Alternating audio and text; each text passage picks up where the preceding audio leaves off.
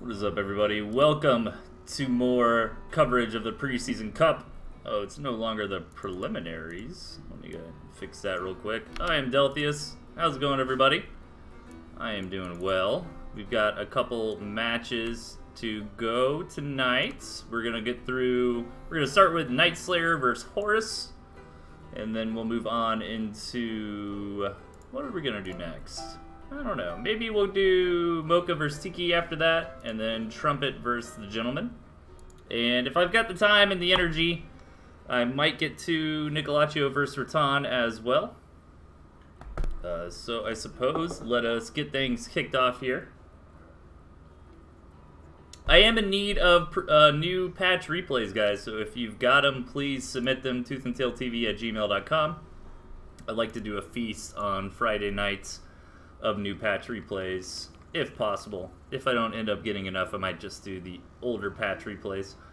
Not a whole lot changed. I mean, Toads and Cams might be coming back a little bit. Maybe we'll see a little bit less barbed wire, but I think in general, the meta should relatively be the same, so it wouldn't be too bad to do the previous patch. It's kind of hard to tell. We'll see. But anyways, without any further ado, let's hop into match number 1 here. Spawning on the bottom left, we've got Horus the Holy and his opponent up top, Night Slayer. Alright, both these players a little bit newer to the scene. Night Slayer did a fantastic job in the preseason cup preliminaries. Managed to come out in place number 1. So let's see what these players have in store for this. Horus starting off with a 4-farm Lizard opener. I like to see the Toads and the Cams here. I'm curious how much better they are on this patch. Ooh, a 4-farm double even. And Night Slayer is not scouting. I wonder if he went AFK or something. That's what it looks like. This is a very, very bad matchup for that to be the case. There we go. Now he's back. Okay, I was wondering if there was a desync or something because maybe this was on the PTR and I'm on live, but I believe Eel said that there should not be any desync issues because it's the same version of the game. Yeah, and unfortunately, Night Slayer grabbing a drink or answering a phone call or whatever it was in the early game here, really going to get punished for it. You know, 9 times out of 10 when your opponent just opens up 8 farms, like, okay, you got to go AFK at the early game, you'll be fine, but this was kind of like a stars aligning type of situation, you know. This is a relatively bigger map, so you might not have expected that kind of rush to begin with, but, you know, not scouting in the early game and your opponent going 4-farm double feels bad, man. So Night Slayer did take some significant damage there. He lost 3 farms. He's technically not out yet. I mean, maybe if Night Slayer can delay the game, you know, maybe get up to some defensive skunks or something like that, can possibly come back into this one. But right now, it's looking fantastic for Horus the Holy. And I might be doing a little bit of fast forwarding, everybody. Not a whole lot, just a bit. Because I would like to cover all 4 of these series if I can. You know, and all things considered, for Night Slayer losing 3 pigs, like, he doesn't look like he's super far behind here. And again, these sorts of differences, you know, if you find yourself in a game like this where you take a lot of damage in the early game, the best thing that you can try to do is delay the game, right? If you're up against a really smart opponent, they might be able to put together the required comp in order to come in and beat you down, but stuff like skunks on defense, you know, maybe an MG or something like that, can really help you just kind of stabilize. And if Night Slayer just kind of takes it easy and just says, all right, let's calm down for a little bit, let's drag this game out, that difference in food value between the two will matter less and less. And we see Horus is not messing around here. He doesn't want Night Slayer to get the opportunity to lick his wounds here. Night Slayer trying to get into some chameleons. A pretty good call in this situation against the lizards on defense, I suppose, with the extra pigs healing and that sort of thing. But now Horus has the high ground here. and he's continuing to build more and more lizards right here on the proxy. This is very all-in from Horus. If Nightslayer can hold on, then maybe Horus is in a bad spot, but the Chameleon was not on the front lines at the very start of that. Horus is able to come in. Doesn't take a super cost-effective trade, but kills the pig in the process, and that's the really, really important thing. Especially when you've got a lead like this, you know, if you can take an engagement and end up, like, killing a Warren, killing a pig, or something like that. But Nightslayer's got the double cam here. He's coming in now. One of them was a little bit hurt, but the Chameleon doing a decent job of tanking on the front line. If Nightslayer can keep this Chameleon alive, that's pretty reasonable for him, and Horus is going to have to give this position up. Now keep in mind, Nightslayer's only on 7 farms here. Really needs to get back to 8 farms. There he goes, queuing that up. And just needs to play defense, keep up the scouting. Horus is just massing lizards here. So if Nightslayer can manage to get up to maybe an extra set of cams or some skunks here, you know, some units with a lot of HP to help deal with this, he might be okay. What's up, Nightslayer? Good to see you in chat, man. We got Tiki, we got Tuesday. What's up, everybody? And now we hit the 5-minute mark, so both the economies are starting to go into the dumps. And you know what? All things considered, you know, Nightslayer's playing a really good game here. He's managed to wiggle back in to a decent economy. He's kind of stabilizing for the moment. But what's Horus's next move? Now, I haven't actually got a chance to really comment on the deck selections here, but Horus went for triple tier 3. And that is very, very greedy. You know, if he can get to that late game, he's kind of got this super deathball comp, or maybe he's selected those various tier 3s to be able to kind of have the Swiss Army knife of higher tech units, you know, whichever one for the right situation. The Nightslayer's getting up to that double cam, which is going to be kind of difficult for these lizards to engage on if he just tries to slam right in. But the benefit of the lizards is that they can try to do these flank attack kind of maneuvers, and the main base of Nightslayer's not super open. Oh, does Nightslayer see this move out? He does, and he's trying to take this engagement. He's confident. Horus does not want to fight. You know, Nightslayer's basically got this very similar amounts of tier 1 plus all the chameleons here, and Nightslayer is able to just dominate all of the lizards in that fight, keeping...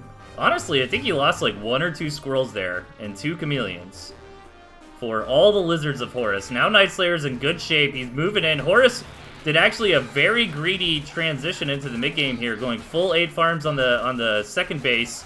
Nightslayer's trying to come in and punish that, but all of his chameleons are no longer here on the front line. They've all gone down, but Nightslayer's getting the damage and he was looking for, and all of a sudden, Nightslayer will have the better economy in this match. Horus is in a lot of trouble.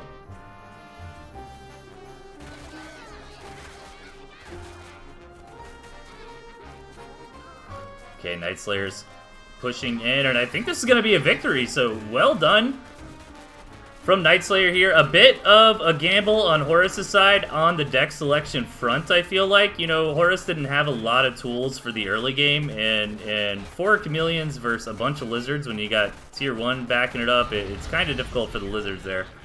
And Nightslayer will take game number 1.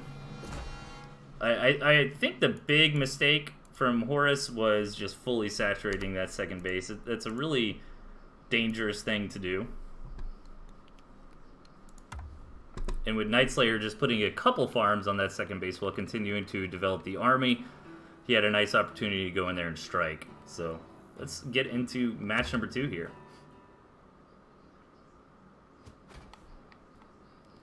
Alright, spawning on the top left, we've got Horus the Holy, and his opponent to the right, Nightslayer 907. Looks like Nightslayer is rocking this same composition here. Meanwhile, Horus has changed things up pretty drastically, to be honest. Completely different deck this time around.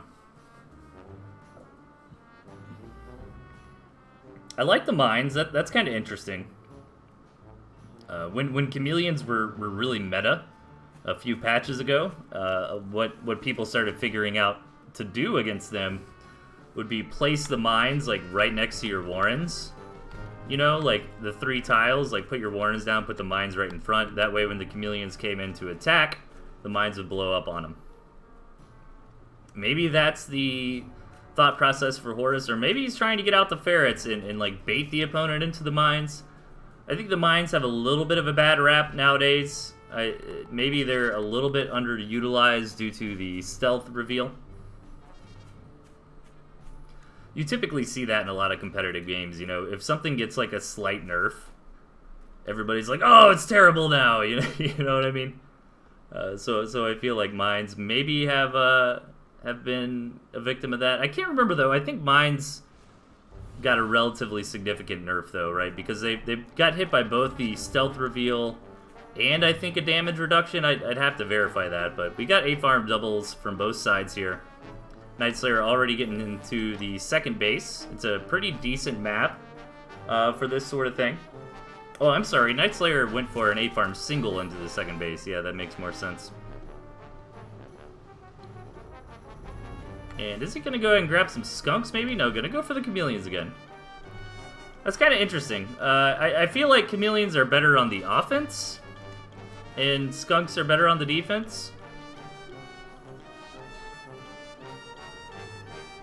You know what I mean? So with this like gristmill opening, I would think I'd rather see some quick skunks, but you never know.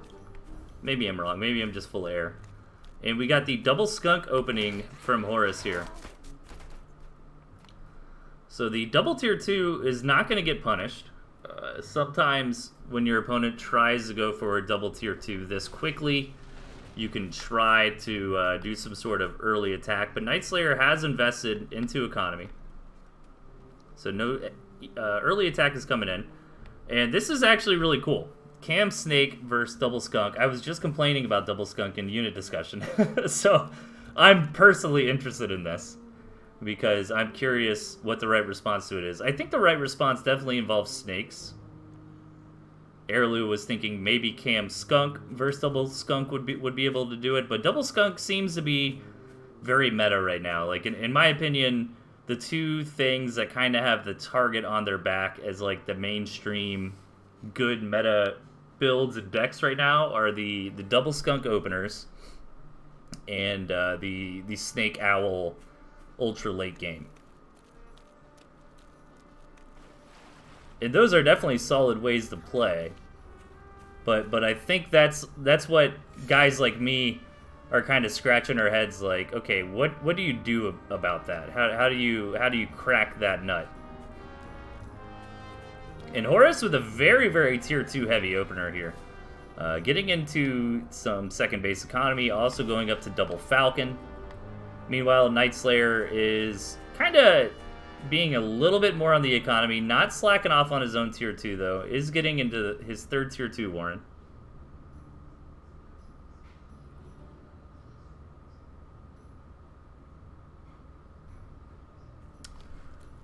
Can only watch the stream on source resolution, I believe. Oh yeah, that is weird. Normally my stream has various resolution options, yeah, but it's only giving the 1440p option. I apologize for that. Hopefully that's not too big of a deal for most of the viewers out there. I will investigate that for my next stream. So we've got a proper late game on our hands, and did Horus scout the tier 3? He did.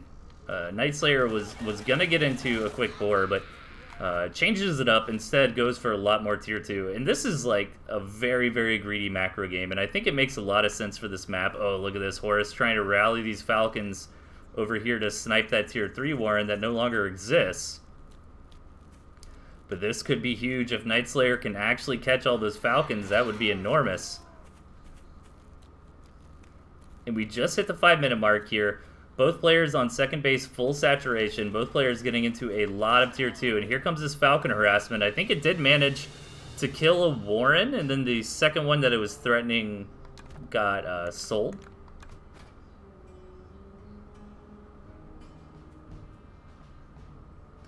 Yeah, sorry about that, Take Aim. I don't know why that is the issue, unfortunately. Or why that is the case, I should say.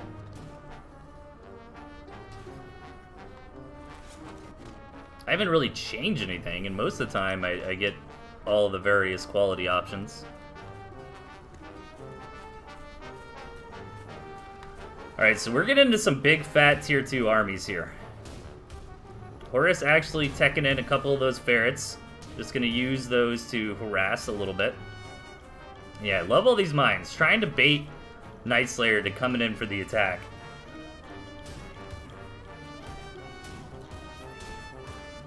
And Horus does have a superior Falcon count right now. However, lots of skunks on the ground without a lot of tier 1 from either side. Those skunks won't be getting their full utilization. Nice little pickup from Horus. I'm curious if Night Slayer knows about the minefield. Alright, Night Slayer's gonna move in and start getting hit by a lot of these mines. Horus still has so many Falcons in the air. Night Slayer is running out of units that can actually shoot up. A good target fire, a lot of those Falcons falling down, and Night Slayer able to retreat, keeping one of his snakes at 1 HP right there.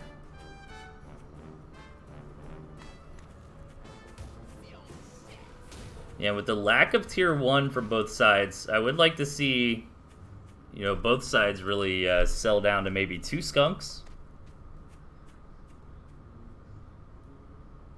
But again, the 4 skunks just kind of makes sense. I think in general right now that's a pretty solid opening. Alright, so this is going to be all about the third base. And for Horus, does have this third base over here at about the 8 o'clock, but there's no real fourth base option available for him. Night Slayer, however, can continue to build his economy into the late game. So Horus really needs to be thinking about how he's going to seal the deal on this match. Not necessarily right now, but within the next few minutes. You know, Horus doesn't really want this game to get to the point where they're thinking about fourth bases. Oh, and Night Slayer's looking to be sneaky with these chameleons. Gonna run into a mine, gonna run into this campfire.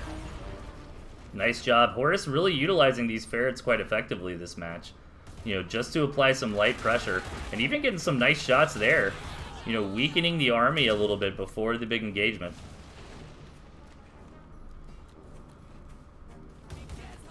This is such a rough spot to be in, man. Both these... Now, what's interesting about these armies is that since they're very, very low on tier 1, this fight is very dangerous. Like, whoever wins this big engagement might just snowball to the victory of the match, because it's going to take these tier 2 so long to reproduce, and not only that, unless you are very, very fast right after the big engagement to sell off warrens, you're not going to be able to afford to be, you know, producing out of all of these tier 2 structures, which is a very big problem. So oh man, catching these Falcons here is huge for Horus, and Horus has this high ground. He's continuing to shell with the ferrets. Night Slayer is going to try to take this engagement, but his chameleons here are just doing nothing. His skunk's not really getting a whole lot of work done. Yeah, and the chameleons and the double skunks just aren't really what the doctor ordered here. You know, those types of compositions are much better off dealing with big unit counts on the ground. You know, dealing with a lot of tier 1 and whatnot, for example. Night Slayer sold something off. Looked like some Falcons. Then again, Horus is starting to get into a few more squirrels here. And the cams might end up just kind of tanking shots for the Falcons. That was so much damage onto these chameleons here. You can see how low HP they are already after stepping on the mines, after taking those ferret hits.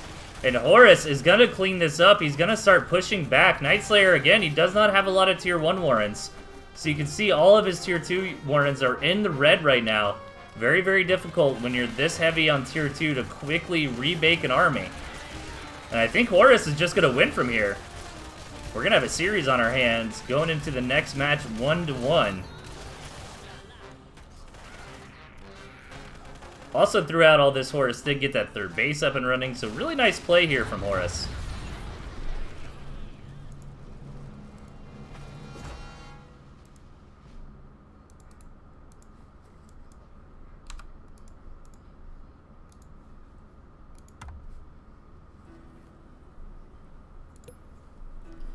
Let's keep it going. Game number 3. Spotting in the bottom left, we've got Horus the Holy. And his opponent to the top right, Night Slayer 907. Alright, Horus constantly changing up the decks here. Really cool to see, man. I totally understand the logic behind both players. You know, Night Slayer saying, hey, this is the deck I'm good with. This is what I think is kind of the holy grail of decks for the meta. You know, capable of, like, dealing with everything quite nicely. And meanwhile, Horus is like, I'm going to keep changing it up, man. You know, first game he went Mass Lizard. Second game he got a really big Falcon composition with a couple Ferrets to poke and prod in the mines. And this time around, he's got Lizard. I actually really like Horus's deck a lot, to be honest. He's got Lizard, Skunk, Snake, which can do a phenomenal job in the early game. And obviously you can get into that Owl Snake in the late game, but can even fit the turret artillery into the composition to just be very, very oppressive if he gets the positional advantage. And this map does favor Horus quite a bit. You know, Night Slayer's got this second base. He's got a decent natural. But, you know, if Horus is allowed to, could probably set up like a turret and an artillery cannon here. Night Slayer trying to poke around with these squirrels, find a way to get in against the turret defense from the rush here. Really wants to get this pig. Oh my gosh, it's so close. He's gonna get it. Nice job from Night Slayer. Love to see this pre-8 farm aggression.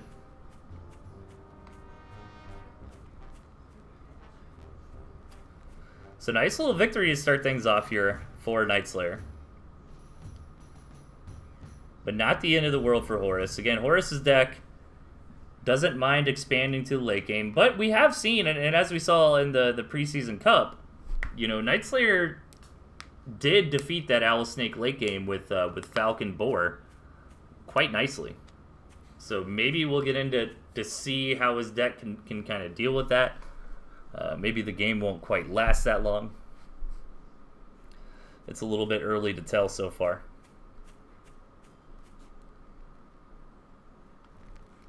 But yeah, this map is a little bit rough for Night Slayer. Could, in theory, go for this 12 o'clock base as a third. You know, Horus only has 3 bases available. So, in theory, we could get to, like, 3 base versus 3 base, but I don't like that because Horus has lizards. It could probably pretty easily go, like, harass that 12 o'clock base. So, I think if you're Night Slayer, you want to go for some sort of 2-base build. And he's definitely got the deck for it. You know, he's got the Cavalcade of Tier 2 here. And, ooh, Horus looking for an opening. Gonna swing around with the lizards. Nice positioning on these squirrels, though. Gonna force these lizards out. And Horus is gonna come through the front, but I don't think this is gonna work. Yeah, smart from Horus to change his mind right there. So only losing 1 lizard to take that opportunity to try to maybe snipe a pig or 2.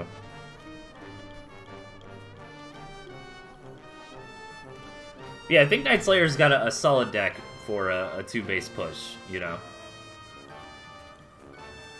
We'll see how he wants to go about it. Getting into full saturation, maybe like a half saturation, board timing. This artillery cannon is getting up for Horus, and it's in a very nice position. It essentially protects all 3 bases. And I think the defensive structures like this just pair so nicely with the Owl Snake. Because the Owl Snake player wants to get into that late game, right? And when you put up a defense like this, what you're trying to do is tell your opponent, like, hey man, let's play a macro game. You're not going to want to attack into this artillery cannon. Let's just wait a few minutes and see how our army comps do against each other. And that's exactly what the Owl Snake wants. They want to get into that big Owl Snake comp, and they're hoping that will let them win the game. Gets a scout on that 3rd base there. And Night Slayer taking this 12 o'clock, but Horus is going to scout it. And again, this is rough for Night Slayer, as Horus is the player with the lizards. He's going to have a lot more presence on the map. It's not a very big risk at all for Horus to try to move the lizards up to attack that base. So I think what Night Slayer really needs to do if he wants to get into 3 bases here is kind of clear out these cabins. Yeah, we can see the lizards already going up there to deny that. But I think Night Slayer needs to clear out these cabins and then position his army around, like, here, you know, so he's kind of close to either side. I think that's about the best he could do. He's going to try to catch these lizards. Only one of them goes down, though, and is Night Slayer going to go for it underneath this artillery cannon? He's going to back off for now.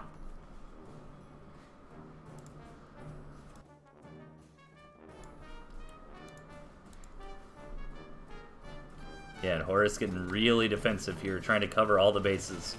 I don't think those turrets were really necessary in that position. I think the artillery actually covers that. Artillery has just got such crazy range. Night Slayer is saturating up faster here. He's already got the full base economy saturation on the second. Now, does Night Slayer try again on this third base? Or does he go for a boar? Or maybe mass falcons? Like, he's got to do something soon. Yeah, I think it's the boar. I think that's the right call. Maybe you can get that boar up front and tank, you know, some of the artillery shots, get that structure crit onto the artillery, knock it out without losing most of your army, and maybe you can push through. But honestly, I think it depends on if Horus tries to get into owls from here. Like, he's got the double skunk, he's got the snakes, his defense is rock solid.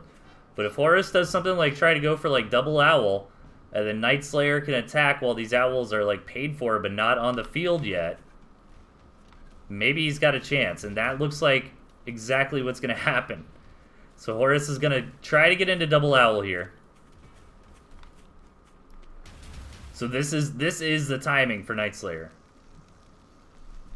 His boar will be out around the same time that Horus has invested 720 food into the owls, but before the owls are actually there.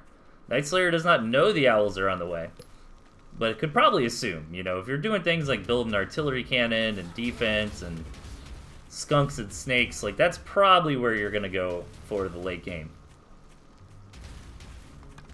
But is Night Slayer's army going to be big enough? He's got a lot of falcons here. Horus doesn't have a whole lot of tier 1 on the ground. Oh, I'm hyped. This is actually going to be really cool.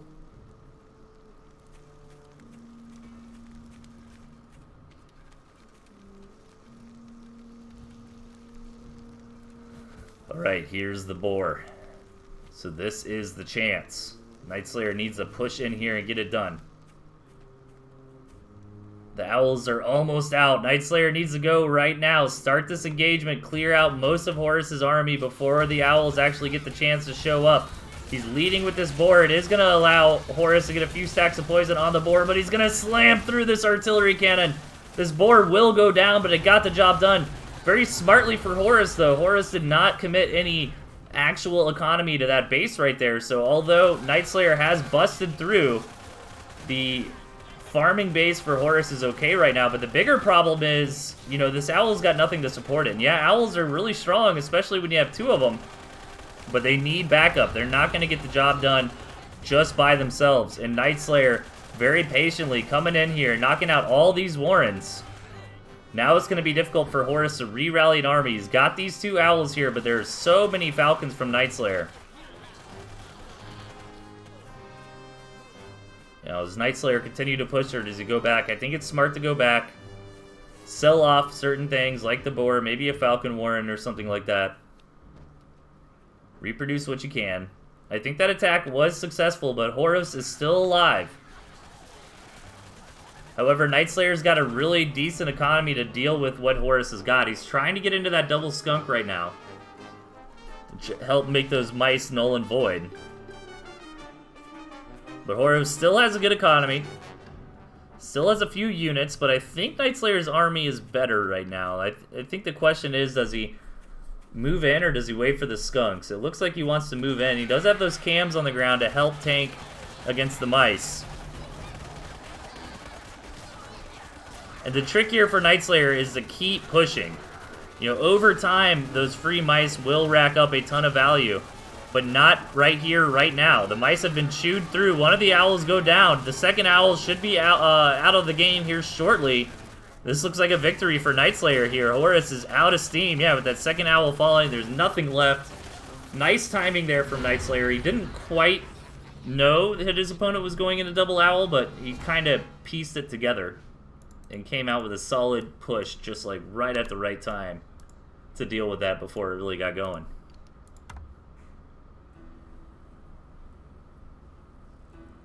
That puts us on match number 4. Opponent at the bottom left, we've got Horus the Holy. His opponent at the top right, Night Slayer. Alright, Horus changing it up again. This time around going for Balloon Fox. And you know what? Fox actually is pretty good against what Night Slayer has been showing so far. You know, Night Slayer hasn't been showing any kind of defense. He's got chameleons, he's got snakes, and those kinds of units can be a thorn in the Fox's side, but aren't necessarily just like straight counters.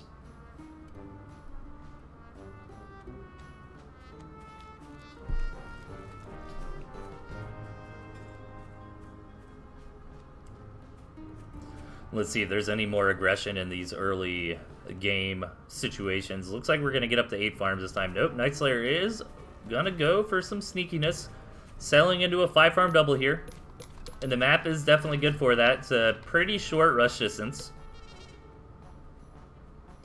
Which can make a big difference, right? Because every 10 seconds is another tier 1 coming out. Ooh, I actually really like the double tier 1. It's a shame that he sold that down. Because a double tier 1 would have allowed him to have 2 versus 1 or 4 versus 2. It most likely would have came down to like 6 versus 2 tier 1, and you can kill a pig with that. But no, Night Slayer just trying to get Horus to overreact. Not actually committing to this attack. And I think that does make sense when you have squirrels. You know, maybe I would have liked the 5-farm double better if it was lizards, because that extra movement speed can really help you get to the enemy's base before they have enough units to defend. I think for a rush like that, you want to be at least like 2 to 3 tier 1 above your opponent, you know? I think you can make it work with 2. Like if you come in with 3 lizards and they have 1 squirrel, I think you kill a pig. Pretty sure. Mass lizards here. From Horus, meanwhile, Night Slayer getting into a quick chameleon. And Night Slayer does have a few extra lizards onto the tier 1 count, but now that the numbers are a little bit larger, that difference doesn't matter so much. So Horus cannot actually dive into this. Night Slayer looks like he wants to go for a squirrel camp. Now, maybe Horus can dive in and get this Warren. Yeah, nicely done there. Doesn't lose too many lizards either.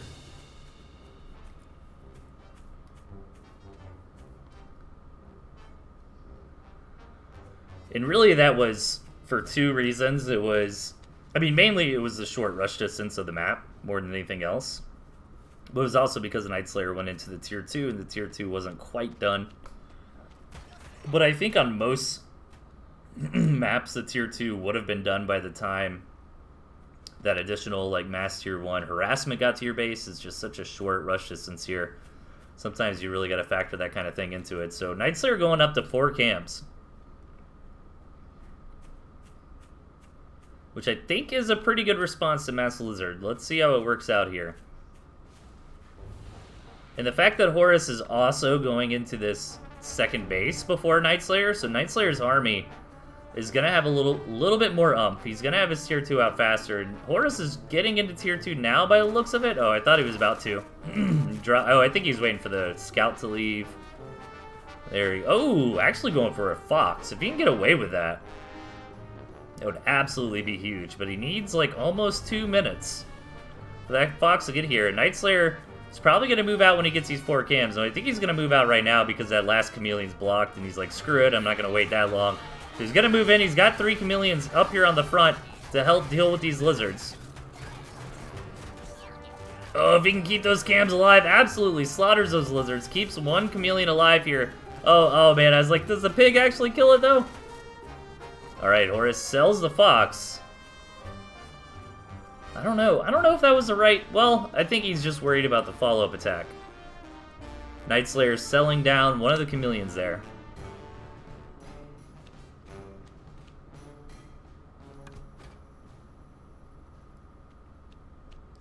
And again, he's going to try to get into the double cam. And I like this a lot. You know, having quite a bit of tier 1 and then double cam against lizard seems pretty decent. Horus going to try to get into those snakes, though. Try to target those chameleons down with the poison stacks.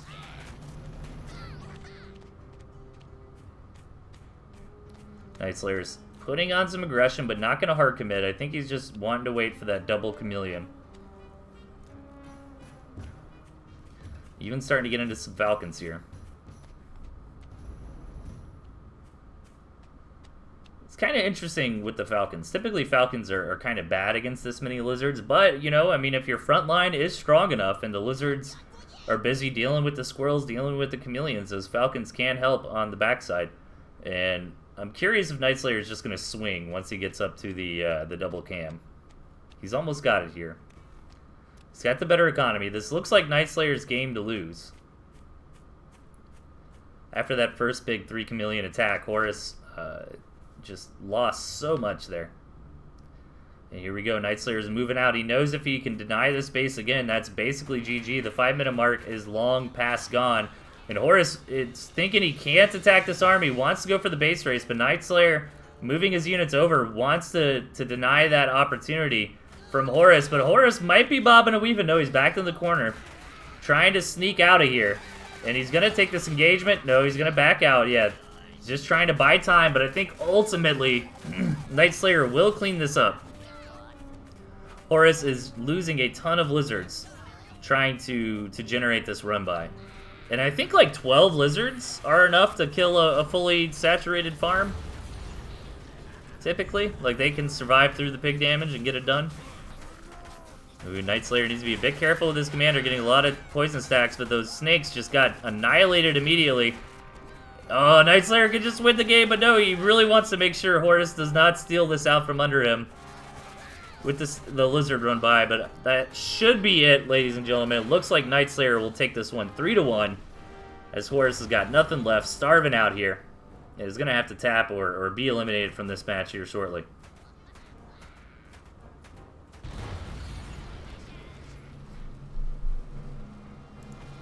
Alright, so that is a 3-1 victory for Night Slayer.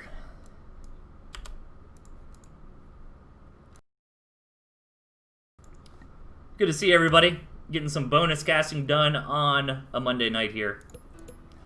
And while I do have everybody here, please submit me more replays, guys. ToothAndTailTV at gmail.com. I need some new patch replays for the feast on Friday nights.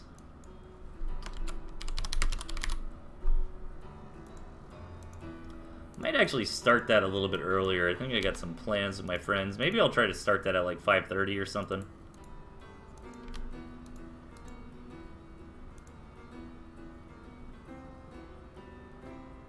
Okay. Let's hop into some premier matches here. Spawn on the bottom, we got Mochaccino. And his opponent to the right, Tiki Gray. Alright. Both players with a good amount of tier 2. Tiki going for 4 tier 2s in the composition. Mocha with 3. Both players have a defensive structure. But Mocha's got that Squizzard.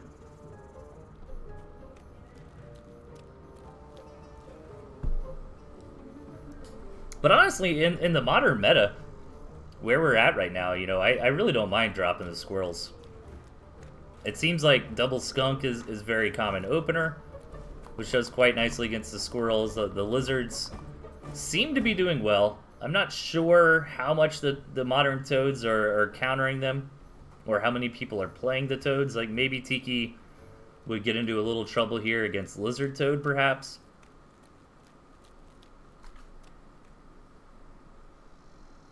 But it's a risk he's willing to take to be able to fit in all the various tier 2 units. So this one should be fun. I like this map a bit better for Mocha. I feel like his expansions are a little bit easier to defend. However, Tiki does have 3 expansions of his own right here. Nice and neat. And even a 4th base as well up here on the high ground. Might even end up taking this as his natural. This is very, very difficult for Mocha to attack into, since you'd have to run all the way around. And it might even be difficult to scout, to be honest. However, maybe Tiki would rather take one of these bases, like save this one for later on. 8 farm double into snakes for Tiki. Meanwhile, Mocha goes into an 8 farm double into an expansion. Tiki did see that mine get placed down, so that's a free 20 food right there for him. Nice observation. Mocha moving out with these squirrels a little bit dangerous. Most of the time, lizards do trade advantageously against big, open, fair fights like this.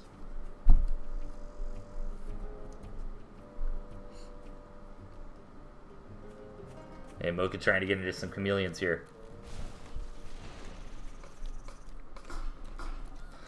I actually like, I've been testing a little bit more lately with delayed expansion openings, kind of similar to what Tiki did. I actually like that a lot. I've been trying to punish people for greed. It's a fun way to play. I think my problem is, like, my first attacks, like, normally do well, and then I do follow-up attacks that don't do as good. But yeah, I generally like the 8-farm double into a tier 2 into, like, another tier 1. Seems pretty good right now, but it also depends on the map and what your opponent is doing and that sort of thing. And so far, Mocha is purely on Squizzard here. This is a decent way to buffer trying to be a little bit more greedy with the expansion. But Mocha's going to go on the offensive. Hopefully, he's looking to hopefully try to punish Tiki for getting into early snakes. Snakes aren't the best unit against tier 1. But Tiki's got some good micro here. Got that emergency turret up in time. Nice job from Tiki, really having the game sense to realize he was about to be attacked. Throw that down. But this offense for Mocha still did okay. He got 2 Warrens and a pig. It's a shame he lost his commander, I think, to the poison there, because that would have been a lot more successful. But good defense from Tiki. You know, trying to get into double tier 2 and expanding and stuff. I really like the MG. I think that helped out a lot. But Mocha losing his commander there really made that go from like a victory to more of a relatively even trade.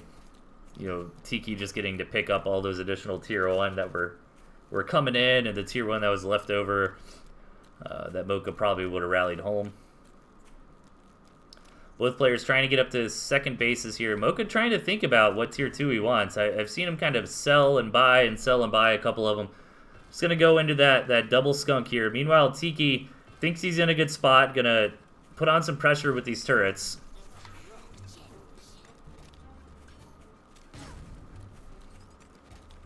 And Mocha cannot attack into 3 turrets right there.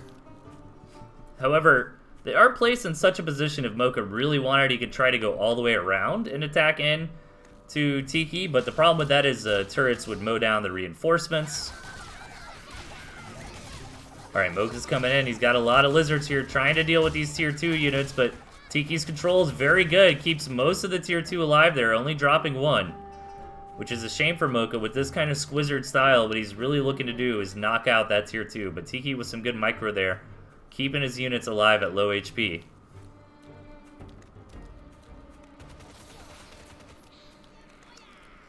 And Tiki's got a lot of the momentum now thanks to these turrets. He did sell off one of them, but 2 turrets here is still a force to be reckoned with. Mocha's really got to respect that.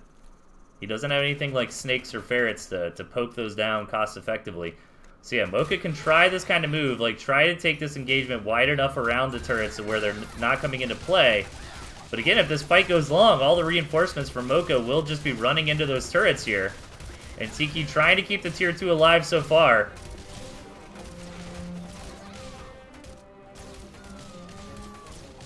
And this is just a great engagement for Tiki, managing to keep all the a couple of his tier 2 alive, I should say. 2 of them did go down. But he managed to kill all the skunks for Mocha. Mocha sells down to 1 skunk warren. But if Mocha can pick off these tier 2, they're so weak, you want them. Alright, he gets them. That was a big victory there for Mocha. That definitely puts him back in this a little bit.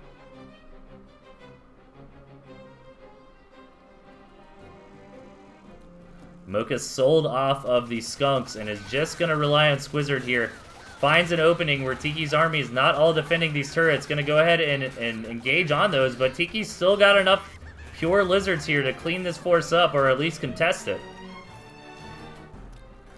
And the real story here is that Tiki, throughout all of this, has managed to get those extra farms up on the second base, has managed to keep his tier 2 warrens up and running.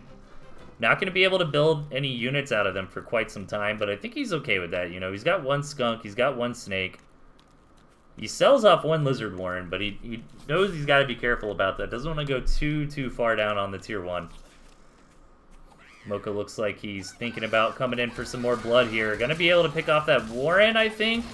Yeah, it should go down, but the Warren did a good job absorbing a decent amount of damage there, protecting the units for Tiki.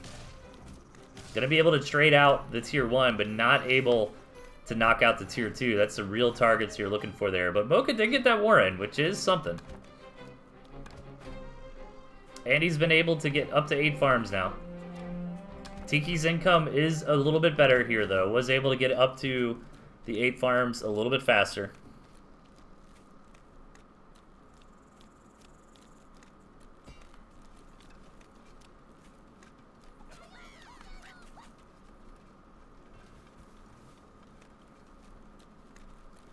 Alright, so now Mocha's only got Pure Squizzard here to deal with this skunk snake turret.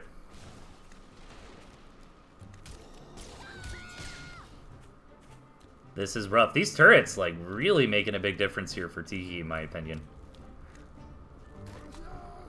You can basically have these snakes do their ferret impression here. Ooh, gonna actually lose them. Gets a pig in the process. Mocha trying to back up so he can get that extra pig fire here to help him out. Losing both those snakes, though. A little bit of a blunder. Now Mocha's trying to get into some of his own tier 2. Looking to get the chameleons. Maybe he wants that extra tanking on the front line. Maybe trying to get them to deal with the turrets.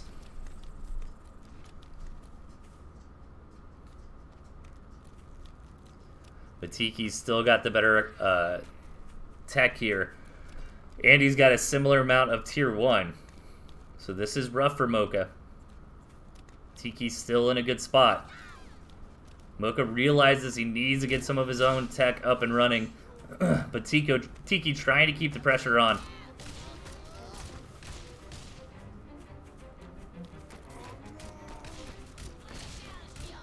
Yeah, this is rough for Mocha because if he doesn't engage, the skunk snake will poke down the pigs. If he does engage, he loses the fight. So this might just be checkmate. Tiki slowly pushing Mocha's army back further and further. Mocha just trying to buy some time for his own tier 2 to get out, but that should be game. Tiki's army crushing through. Now the skunks are here, but they're too little too late. And that's going to be it. Match number 1 going to Tiki.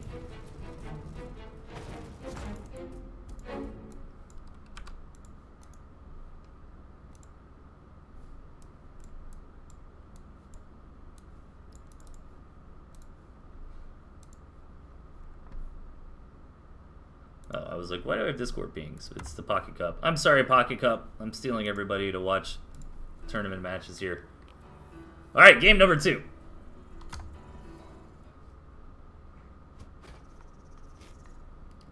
Spot at the bottom, we got Mochaccino. And his opponent to the top left, Tiki Gray. Both players with similar decks. It looks like Tiki dropped the chameleons this time around for pigeons. Meanwhile, I think Mocha dropped the chameleons for snakes.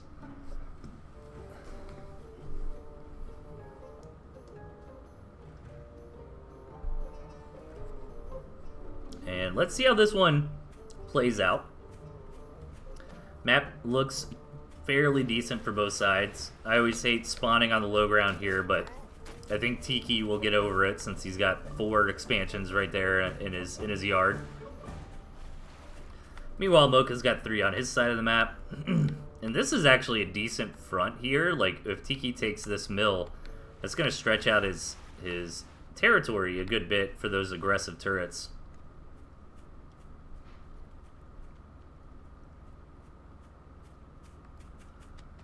Alright.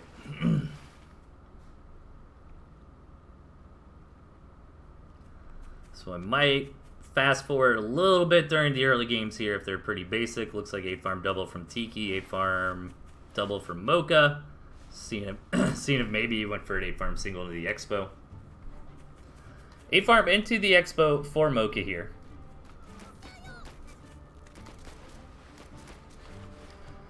And generally, I think I prefer the opening that Tiki is doing over the Gristmill opening, but it does depend on what you're going to do in that early to the mid-game, right? Like, I think if you're just going to hold on and defend, what Mocha's doing is better, but I think Tiki's opener kind of lets you have the opportunity to put on some aggression on that second base, maybe try to come in, get a Warren, get a favorable engagement while you have tier 2 and your opponent doesn't. But honestly, this map is probably big and weird enough to where by the time Tiki tries to do an attack with these skunks, Mocha will have the snakes out, so this might end up being better for Mocha in the long run.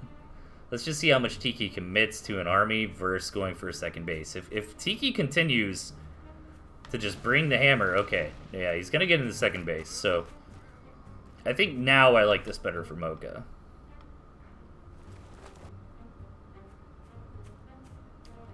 Let's see. This is the test, and Mocha just committed a second farm there. So he's being a little bit greedy. And Tiki's coming in for a shoulder check here. Snake, squirrel versus skunk, lizard. Ooh, good job from Mocha getting the snake tags exactly where they needed to be, and that went fantastic. I think, did Tiki's commander go down? No, Mocha's commander went down. That was a very nice defense for Mocha, but I think it really came down to Mocha's targeting. Like, the fact he got those snake stacks onto the skunks so quickly was absolutely huge. If those snakes, you know, just kind of hit some of the lizards or didn't quite deal with those skunks, you know, Tiki might have found the opportunity to bust in there.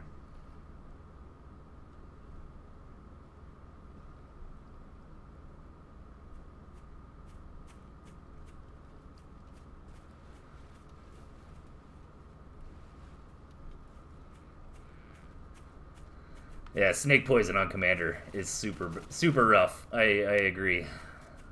Should get rid of it. We should get rid of snakes poisoning buildings too.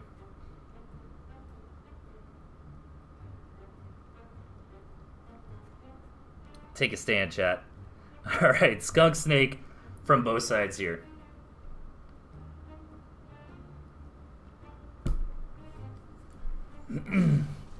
Mocha getting into the double skunk. And has an eco advantage. Tiki looking to maybe set up a flank with the snakes.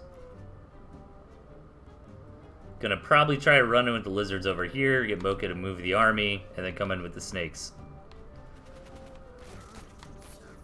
Meanwhile, behind it, Tiki's being very greedy. He's got some turrets to back that greed up, but really just trying to get into tier 2.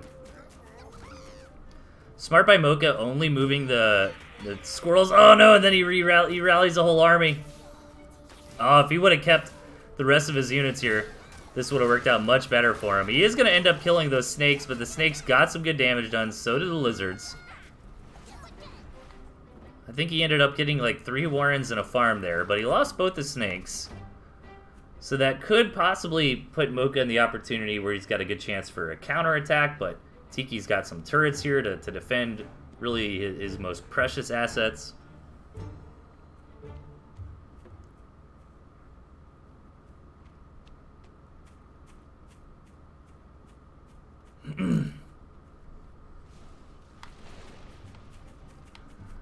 And it looks like we're in a little bit of a standstill. Mocha trying to get into 4th base economy. Tiki getting into 3. Tiki pushing forward now. Double skunk for Mocha, double falcon for Tiki. One of those skunks is going to drop before the fight starts, and here's the big engagement. Looks like Mocha is holding this. Yeah, big victory there for Mocha. Tiki did get a warren or 2, but Tiki realizes he just lost that engagement too hard, taps out. And we're tied up 1-1 here.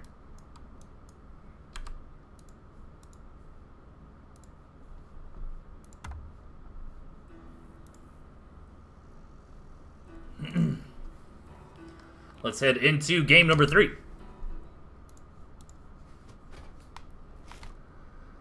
Spawning on the left-hand side, up off of victory, we've got Mocha. Spawning to the right, Tiki. Same decks. Look at this map. So many mills on this map. Thanks for the follows, everybody. I appreciate it. I saw somebody looking for the bracket earlier. The best way to kind of figure out what's going on in this tournament is the Discord. I tried to... it's underneath the... in the Tooth and Tail events section, underneath the stream. I'm trying to pull that link up for the chat right now. And then you can head in there, and there is a... like a a couple channels that show the matchups.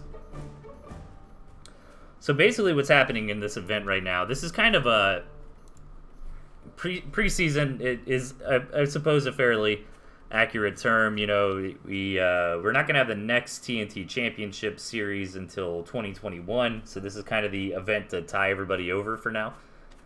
And it's essentially a big round robin where everybody's got to play in their groups, best of 5 against their opponents, and we're going to tally up the scores. I think the lowest scored players in all their groups get the boot, and then everybody else goes to a tournament bracket. It's just like a standard, you know, I think it's single, it might be double, I'll have to check. Speaking of doubles, 8-farm double from both sides here. Again, I do want to try to get to a bunch of matches tonight, so I might fast forward during slow early games a little bit. Looks like we're going into triple tier 1. This is a little bit unusual, to be honest. Yeah, Tiki even going up to 4 tier 1, so I'm curious what the rationale behind this is. Ooh, sells one off. Ooh, sell. Okay, there we go. Just kind of showing. I was thinking maybe the 4 tier 1 to try to punish an opponent going for tier 2 or something like that before it's quite out. And kind of does trick Mocha, though. What he ends up doing is get the tech tempo here. As Mocha correctly, you know, for the information he has, he's like, all right, you got 4 tier 1. I should probably get 4 tier 1 so you don't just kill me. But meanwhile, Tiki sold off a couple of those to get into the skunks. Now Mocha is doing the same. But Tiki will have a significant lead on the skunks. The skunks are about 30 seconds ahead of Mocha's, and that's 30 seconds, a nice little window to poke and prod in for an attack.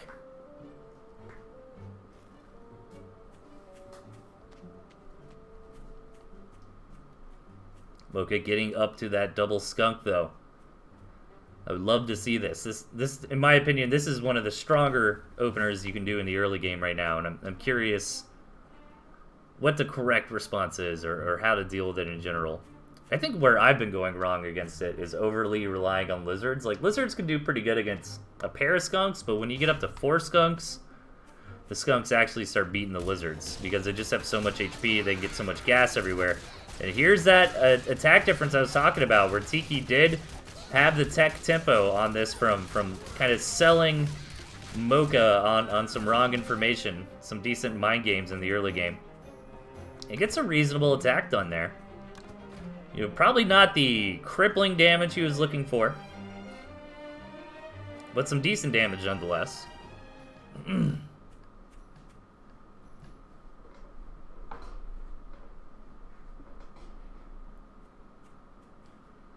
yeah, so Mocha's got this double skunk up that I feel like is pretty strong in the early game, and let's see what Tiki is trying to do about it. He's going up to Falcons. He is going to be able to come in here, find some damage to lizards. Actually pulls back a little bit too early. It's easy for me to say that, though, when I can see everything. Tiki did not want to risk losing a good chunk of the lizards there and opening himself up to a counterattack. But in general, it just looks like Tiki is kind of respecting the double skunk. Like, not really moving out against it. Just kind of hanging out, getting up to his own tier 2. And so far, I like this better for Mocha. I think if Mocha swings out... Well, he's got to wait a significant amount of time for his Falcons to be here. And by that point, Tiki should be getting up a decent amount of Falcons of his own. But Tiki looks like he's going to think about some aggression here. I like pulling the Falcons up as well with the skunks here to try to punish the enemy skunks. But Mocha doesn't have a ton of tier 1 in this situation. Here we go. Tiki is moving in. And the Lizard Falcon Skunk is able to overwhelm. Tiki did a good job of kind of poking in for some damage earlier on, even using these pigeons to help heal. And Mocha getting caught, maybe just going for a bit too much tier 2 here. Really nice engagement there from Tiki. And gonna grab the match.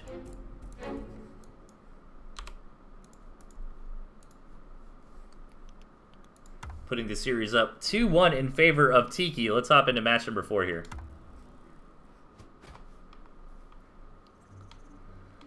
Spotting in the bottom right, we've got Mocha. His opponent to the left, Tiki Gray.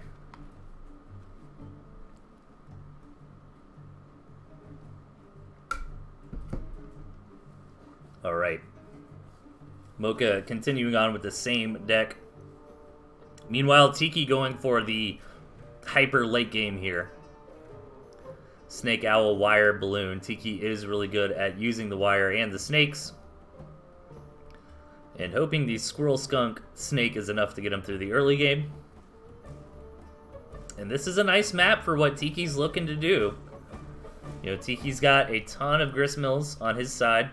Could easily throw down Barbed Wire and Balloon right there if he so decides to. Mocha's not down and out, though. Does have access to pretty reasonable 4 bases here. And this is the first time we've seen a Tier 3 in the deck composition from either of these players.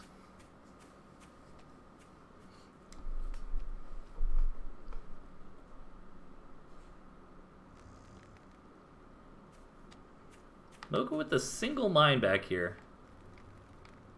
That's kind of interesting. I would think maybe he wants Vision to see moles, but moles are kind of not meta right now. Maybe it could help him against a back attack, but I really doubt Tiki would go all the way around to make that happen. In general, though, 1 mine is nearly negligible in cost, so it doesn't really matter too much. Looked like 8 farm double from both sides. Tiki getting into that expansion. Mocha taking a little bit more time before getting into the expo. Overall, very similar build orders here. I think Tiki's was a little bit better. Maybe Mocha was worried about some early aggression. That's why he got that 3rd Tier 1 Warren. But it will definitely lead us into a no harm, no foul situation. I don't think either player's really got enough of a Tier 2 timing advantage for it to make a big difference. But, you know, as I say that, Mocha's Tier 2 has been blocked for a significant amount of time now. Which will put Tiki Skunks a little bit ahead. Tiki being very greedy here on the back of starting to set up some wire. Selling off most of the Tier 1 to get into more and more farms, using some wire to help defend himself while doing so. And Mocha doesn't have cams or moles or anything like that to really deal with these wire easily. Mocha is getting the memo, though, says, alright, man, I'll play greedy if you want to play greedy. Sells off his own Tier 1 to get into some more Tier 2. So we've got a macro fest here. But again, this is what Tiki wants. He wants his opponent to concede to play in a macro game because he knows he's got that Owl-Snake composition in the pocket. Especially with the balloons, too.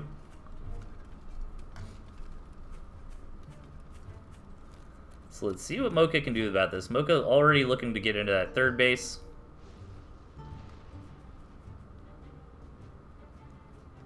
Ooh, and Tiki's going to decide, you know what, man, you're not going to attack me anytime soon. Let me get my money back from that wire and start building into other things that I feel are more important. And there's the first owl. Tiki is feeling comfortable. Double skunk coming up for Mocha. And maybe there might be a little bit of a window to attack. If Mocha goes, like, right now, as Tiki is trying to get this defense set up, very, very close to Mocha's main base. Now, this is threatening. You know, the balloons are on the way.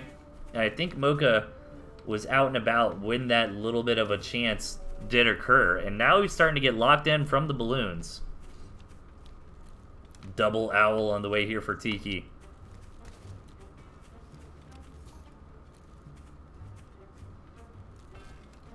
And this is rough. I mean, I don't think it's correct, but if I was Mocha, I would kind of be tempted to, like, just walk around everything and come attack in. But what's really hard about doing that sort of thing in Tooth and Tail is that just all of your reinforcements would follow this wall here. And Mocha's in a rough spot. He's got the better economy, but he's just got nothing that can really handle what Tiki is putting together here.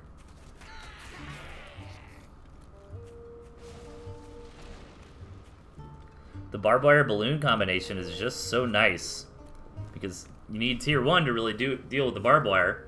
Or I'm sorry, to deal with the balloon, and the barbed wire knocks out all the Tier 1.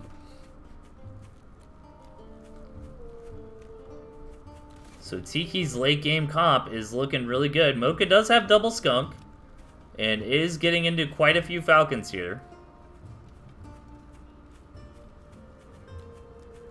I don't know if double skunk will be enough to make the mice null and void, especially as Tiki is getting into the third owl.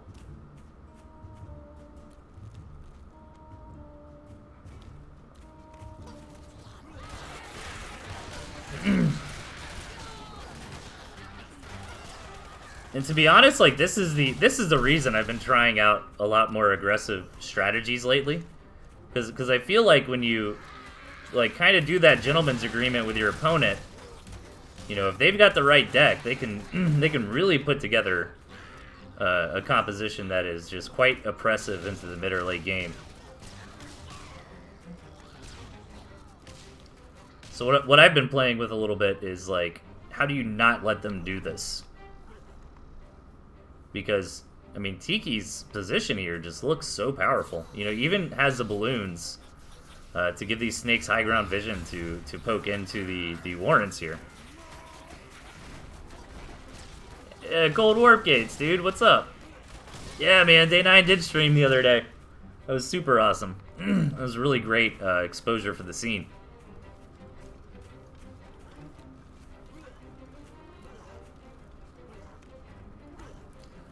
Yeah, and honestly, you know, this style is, it's not really new, I guess, but it's kind of newer to the meta again.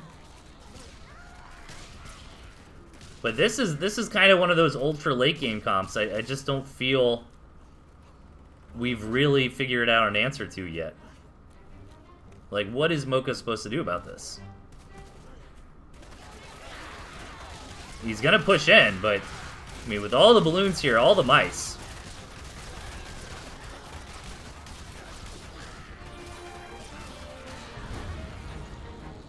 And that's going to be it. Tiki takes the victory, takes the 3-1.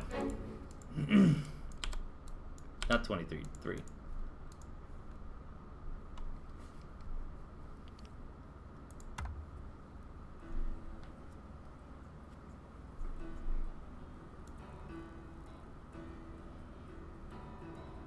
Alright, what do we have going next?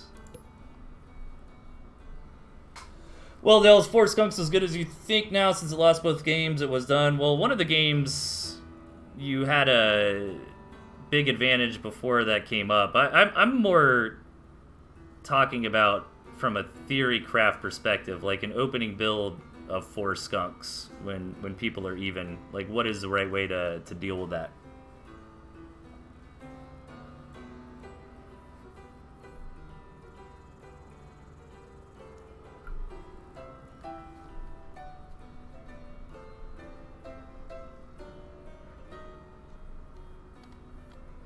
Well, from an attacking perspective, right?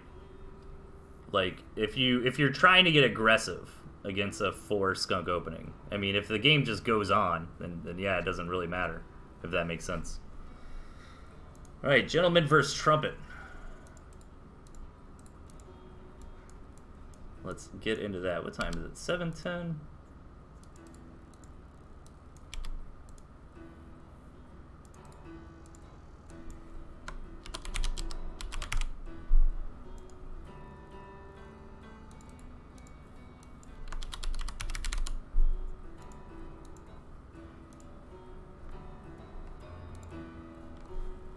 You know what I mean? Like, if you open up 8 farm, double into, like, a skunk warren, and do a tier 1 warren into another skunk warren, what is the proper response in the early game that's cost effective against that?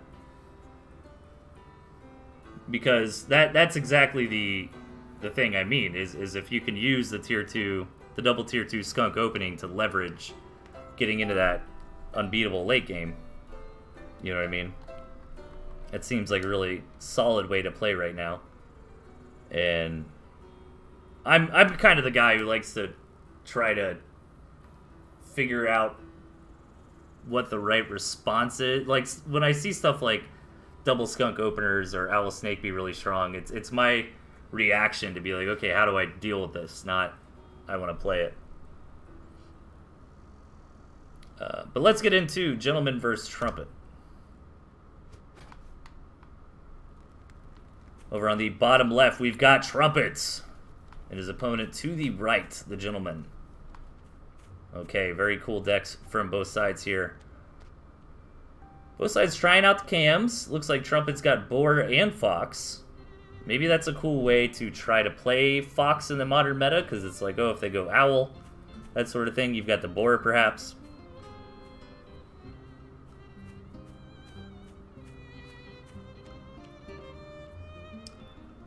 And I'm pretty excited for this match. The Gentleman has also, I feel like, kind of been figuring out ways to deal with that Owl Snake late game. I think he's also trying to be pretty aggressive in the mid game right now, so I'm kind of curious to take notes and see what he's kind of come up with here. And Trumpet has been a blast in the scene so far. Still a relatively new player, but putting up some great results, giving us the a little bit more exposure with the FXB guys coming in. I think they've had several players start coming over to Tooth and Tail. I think most of them are StarCraft guys. So 8 farm double from Trumpet here. Gent going 8 farm single into an expansion. He's got a couple mines though. I don't think Trumpet ever saw those get put down.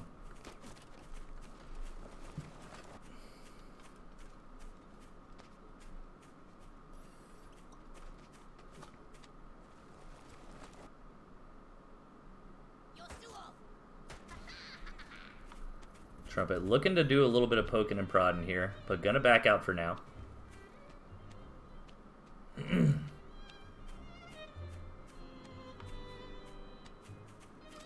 But I think my general issue with Double Skunk is I just haven't been building enough tier 2. I think that might be all it is.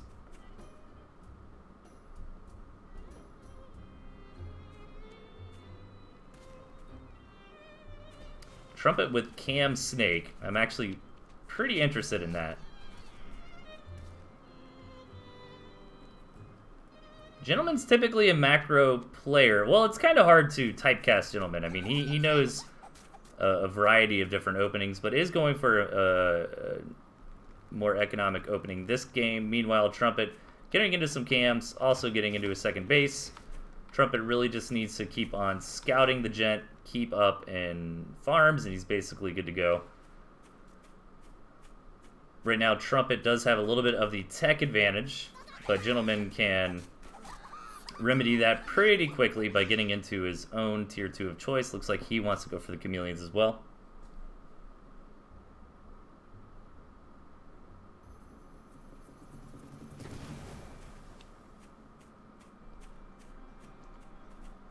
And we have a solid macro game on our hands here. You know, pretty similar stuff. I think this is better for the Gentleman since he is getting his farms up a little bit faster. Unless Trumpet can manage to do something with his tier 2 before Gent's tier 2 is out, but I don't think he's going to move out.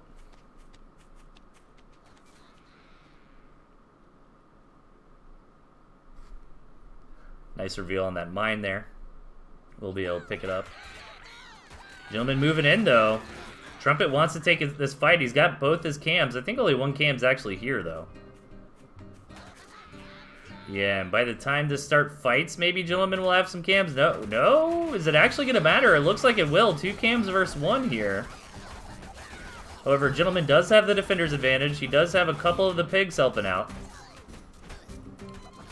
If Gent can re-stealth this cam, alright. Yeah, that wasn't too bad. Nice defense there from Gent. Doesn't really lose anything. And Trumpet lost both his chameleons, where Gent only lost 1. Gent is also up on farms, so these are all pretty good indicators for him in this this position. Dude, Pez in the chat? What's up, Pez?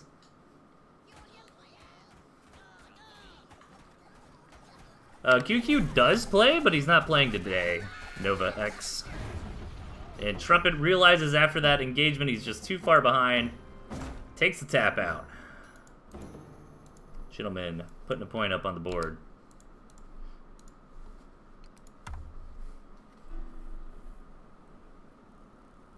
Raucous with the subscription. Thank you so much, man. Good to see you. Do we have so many old people in the chat today? Well, not old people. I'm probably the oldest person, age-wise. Dude, Pez, Cold Warp Gates, Raucous. These are some old school names, man. 36. All right, Zero's got me beat. I'm, oh gosh, how old am I? Am I 31 now? Yes, I'm 31. Pile in the chat. What's up, Pile? Dude, what year is it? Is it 2017? Good lord. Great to see everybody. Dude, Pile's been playing a little bit again. I see you on there. Alright, what are we doing? What are we doing here? Alright, match number 2, Gent vs. Trumpet. Let's go. Playing on the bottom, we've got the Gentleman. Up top, Trumpets. Oh god, this is a map, ladies and gentlemen.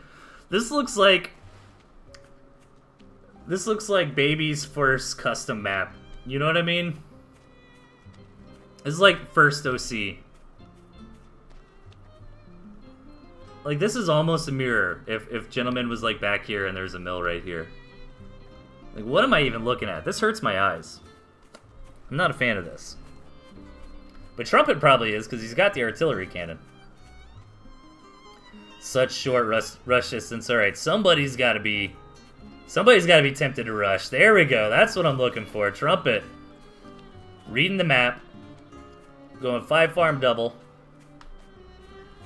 Gent is actually going to sell down to 5 farm and go triple.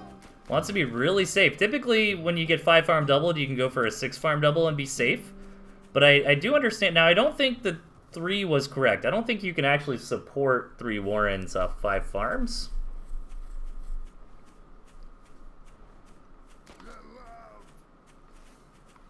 But it might have been correct to sell that extra pig just because how short this rush distance is. Yeah, I mean, I guess you can. But you can see, like, the units getting blocked a little bit. I think he would have been better off with going for the 5 farm double and then getting into the 6 farm faster. But Gentleman certainly knows what he's doing more than I do. And the reason he went for a 5 farm triple is because he wants to put on some counter aggression here. And he's got 9 squirrels to 6 lizards. He should be able to take this fight. He is taking a little bit of pig fire here. 2 pigs getting in on the action, and not all the squirrels were there for Gentleman, but he's still got 3 left over. That's plenty to kill a pig. That's really what Gentleman is looking for here. Knocks one of the pigs down. He's still got a little bit of momentum, but I think he should back it up and go home. No, he's going to dance for a little bit while his reinforcements come. Needs to be careful.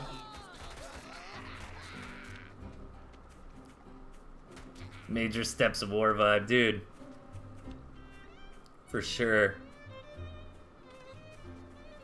God, what is that one that was, like, even smaller than Steps of War? Why am I blanking on the name? It was, like, one of the original, like, 1v1 StarCraft generic maps, you know? God, I can't think of it right now. Gentleman coming in again. And Trumpet's gonna have to tap. Bloodbath, yes, thank you. It was totally Bloodbath. Alright, that's 2-0 for Gent so far. I don't think Bloodbath even had expansions on it, did it?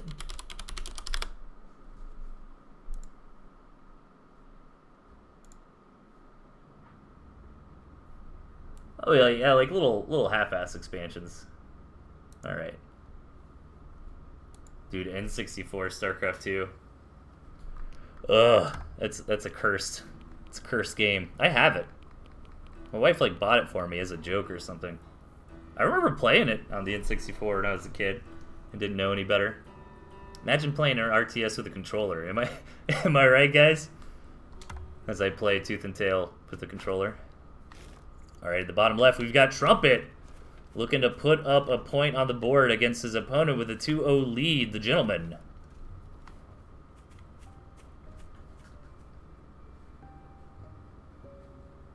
Really great decision-making there from Gent to keep the pressure on like that.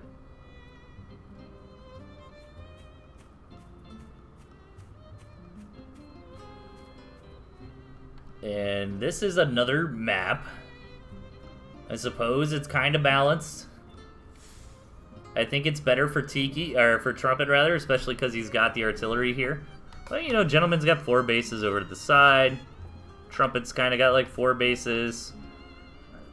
There's this extra base hanging out. I don't think it strictly belongs to anybody. Maybe more favored towards Trumpet, but I think once Gentleman sets up this position, if we ever get there, it's going to be really hard to mine from this base.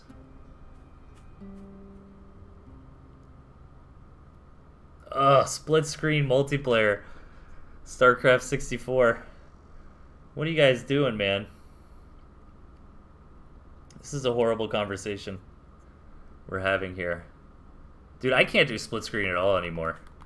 Like, I just can't. I will not play split screen. I refuse to. Like, what's a good game where you'd, like, actually want to play split screen nowadays? You know what I mean? It was like an old necessary evil, right? Like, a couple of my buddies played Divinity Original Sin 2 together. They're like another couple I know. And they played it split screen, man. It's like, how the hell did you guys do that? Just pay the extra 50 bucks for the second... Dude, I'll pay the extra $50 for the second game. I refuse to play split screen. Yeah, Mario Kart. Yeah, I'll give you like a racing game. Sure.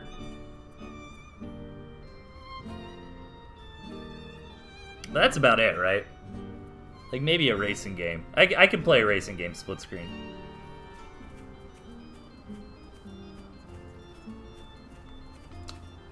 Now I'm blanking on the... there's a really good racing game for Super Nintendo that I loved. Hang on, Gentleman's coming in. Nice harassment here with these lizards. However, it does lose quite a bit. This map is so big, though. I don't think Trumpet really has the opportunity for a counter-aggression here, though. So nice victory there for Gent. Oh, man. Why am I blanking on it? It had, like, the most banging music. Top Gear, dude. Anybody ever play Top Gear? That game is awesome.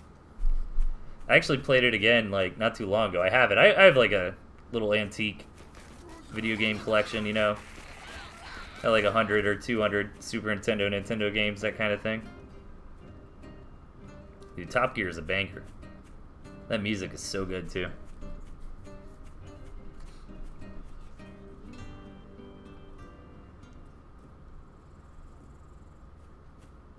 I wish I played F-Zero as a kid. I mean, F-Zero, like, I didn't know anybody who had F-Zero, right? Maybe it just wasn't that popular in the States, because, like, I knew of Captain Falcon from Smash Bros. You know what I mean? Like, who actually played F-Zero as a kid? Oh my god, Gentleman just going for the base trade here. Knowing Trumpet's got a decent army, doing critical damage. Trumpet, though, getting the counter-aggression in, and Gentleman's actually going to come home and try to contest this. Trading his expansion for Trumpet's main. I love Gentleman's pure lizard style, but is it actually going to work this time around? I mean, he's got like the same amount of squirrels and chameleons. I think Trumpet just wins this. I think Gentleman needed to commit to the base race. Like, he had enough lizards left over since there's only 3 farms on the second base. He probably could have got it. He does have defender's advantage here. These cams are getting quite low. I think Gentleman just realizes, alright, if I hold this off, I've crippled Trumpet's economy and I just win the game. But Trumpet also knocked out the second base of Gent. Keep that in mind. The 5-minute mark's about to hit, where you'd rather have that second base than the first base anyways, and Gentleman's gonna tap. Gent didn't know about the cams. Yeah, that makes sense. I don't think he did either. Maybe he saw the tier 2 Warren, but I don't think he ever actually saw the chameleons.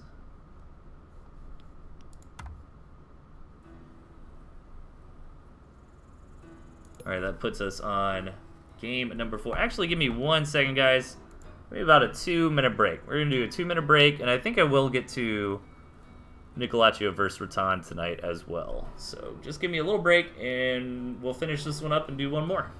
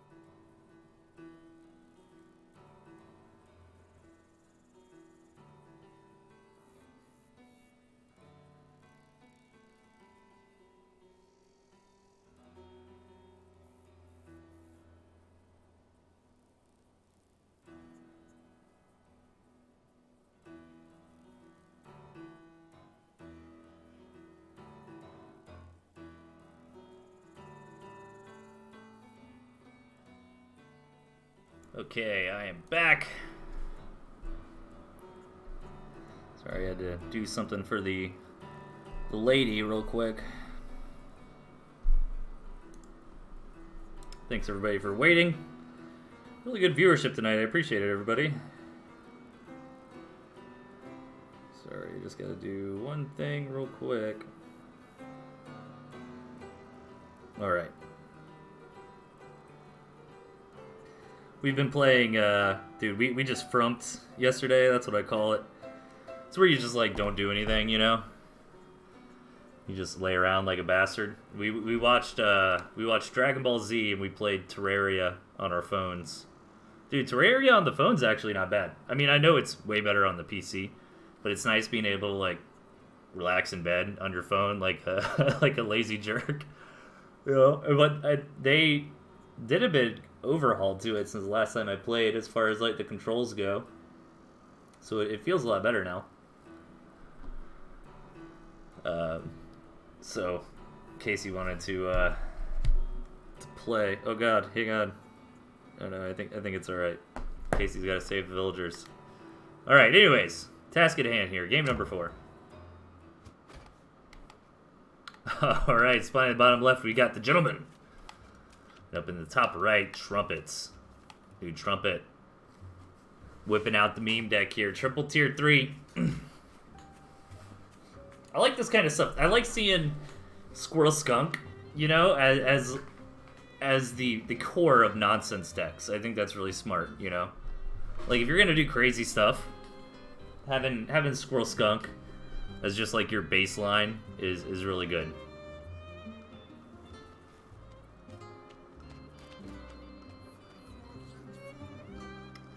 Jin should have just base raised. Yeah, I think so.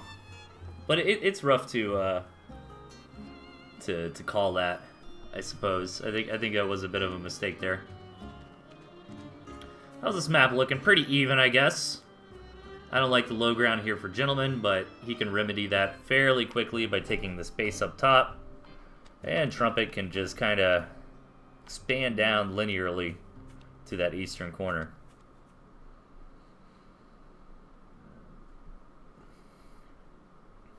And I like these compositions from Gentleman.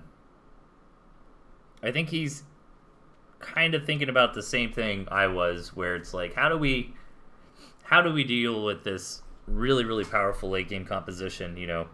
I think the answer, honestly, is just not letting it happen. And that's been the case in a long... That's actually very common in RTS games.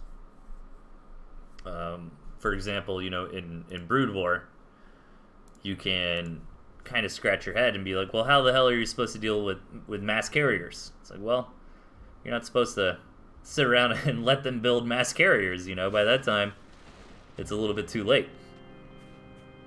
And I think that's a smart approach, right? Like, keep the pressure on. Don't let the opponent just kind of macro up and do what they want. Make them trade with you. Make it very difficult to commit to the tier 3 or to commit to a lot of tier 2. Mass Scout. Oh my gosh. Warp Gates, have you been keeping up with the ASL at all? God, what was that map? Like air, I can't remember the game specifically. I don't know why I didn't bring it up, but it wasn't even this season. But there like actually was like some scout builds in the ASL, like sometime recently, not the longest time ago. I'm a little bit behind. I haven't seen a whole lot from this season. Sparkle, yes, Rapid in the chat. What's up, man?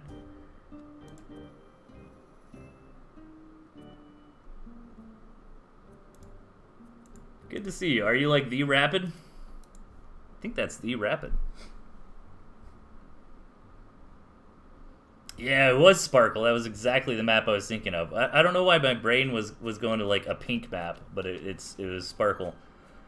And hey, dude, very cool. I'm a big fan of your work, man. You're a phenomenal caster.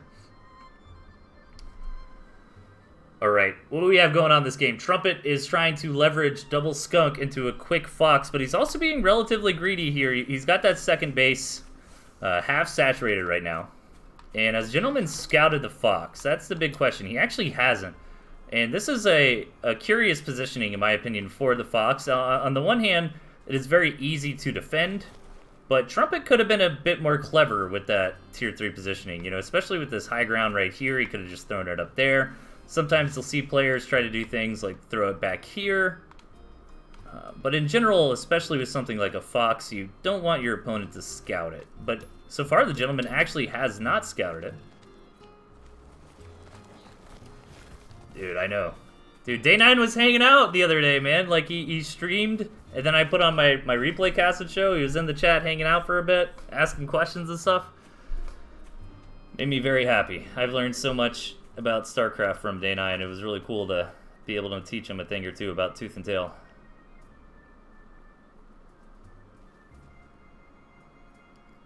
So we got a nice big fat macro game on our hands. Third base getting up and running here for the Gentleman. And I'm curious, like, Trumpet on paper seems to have the better late game. He can get into several owls. You know, he's got the Fox. He's got the Wolf. And the Fox is almost here, and I don't think Gentleman ever scouted it. Okay, no, he did end up scouting it, but what does he have to deal with it? Well, he's got lizards, and you can see he's building a ton of lizards right now. A lizard, again, he's got lizard and chameleon, which are like vicarious ways to deal with the Fox. They're not exactly hard counters to the Fox, but they are ways you can use some tactical plays. Oh my god, like this is the chameleon trap. Oh man, no, that's a dead Fox. Oh god. Really good play from the Gentleman there. That I was about to explain the concept of a chameleon trap, but we just got to see it firsthand, where you put your chameleons out where you anticipate the Fox will run to, and then you just completely delete the Fox straight up. And Gentleman's gonna use this as an opportunity to break on through. That's still a lot of balloons that he's fighting under. Still gotta deal with this double skunk here. Dealing a lot of damage, but slowly yet surely, Gentleman is starting to get through and you know, killed like 3 pigs there. Took a decent trade, killed the balloons as well. But Trumpet actually committed to a second Fox. Most of the time, after, you know, something like that happens with your first Fox, you tend to sell that Tier 3 Warren off in order to get into more core units. Instead, Trumpet did decide to double down on it. But this is so many units here. Oftentimes, the best way to deal with a Fox is what I call the Zap Brannigan style, where you just throw lives at it until you eventually kill it. Like, Mass Tier 1 actually can deal with a Fox. But in these scrappy numbers, this is where the Fox really shines. However, the Gentleman definitely got the mission accomplished there. Knocked out both the remaining mining bases from Trumpet. Trumpet is now all in. He can try to get an economy back up and running, but the Gentleman's on 14 farms. He's really got to end the game right here, right now, and the Fox is not the unit for that. Maybe if he had something like a Badger, you know, we could pray to the Badger gods that he gets the right revs and has the right micro and that sort of thing.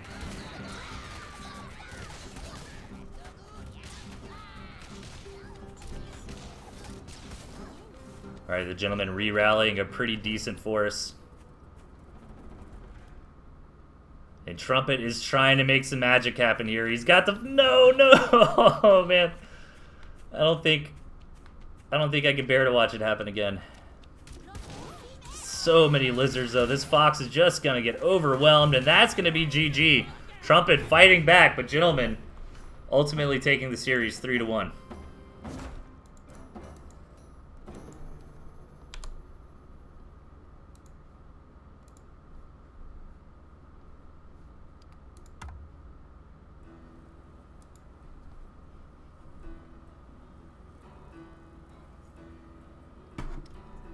That means we've got one more series left here. Nicolaccio versus Raton. Hope everybody's having a great time. Hanging out and watching. See a lot of old names, which is really cool. People still interested.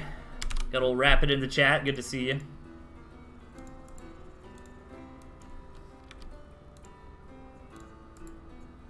Ladder's been popping off, man. I've been having a lot of fun. I don't know. I might even do a couple matches. I don't know. I want to play, but I'm also hungry. And I got other things to do. We'll see. Maybe I'll do a couple matches.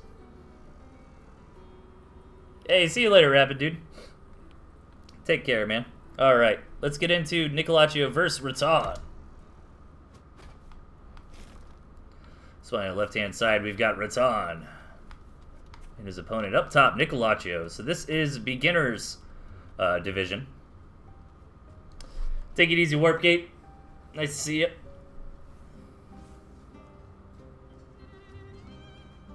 And we got pretty short rush distance here. Rattan typically likes to get aggressive. He likes his lizards. It's kind of funny because it's like both players have a second base.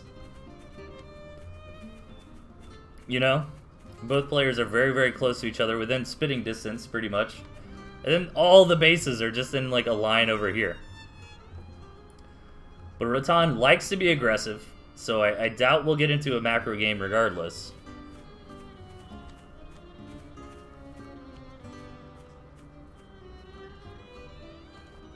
But it does look like we're going to have 8 farm openings.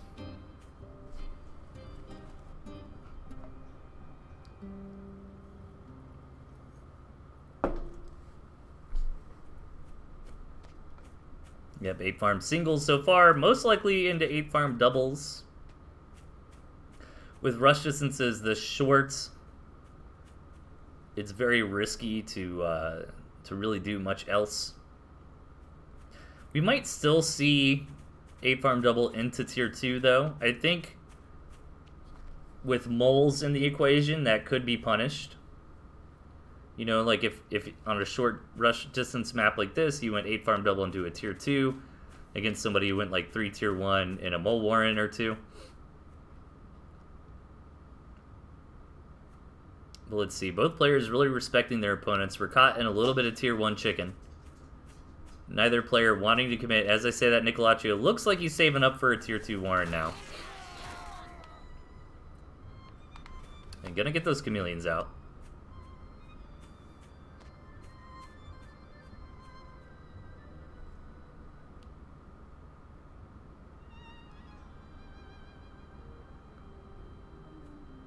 So we just gotta give it a little bit of time here. So far, Rattan is just sticking to the lizards.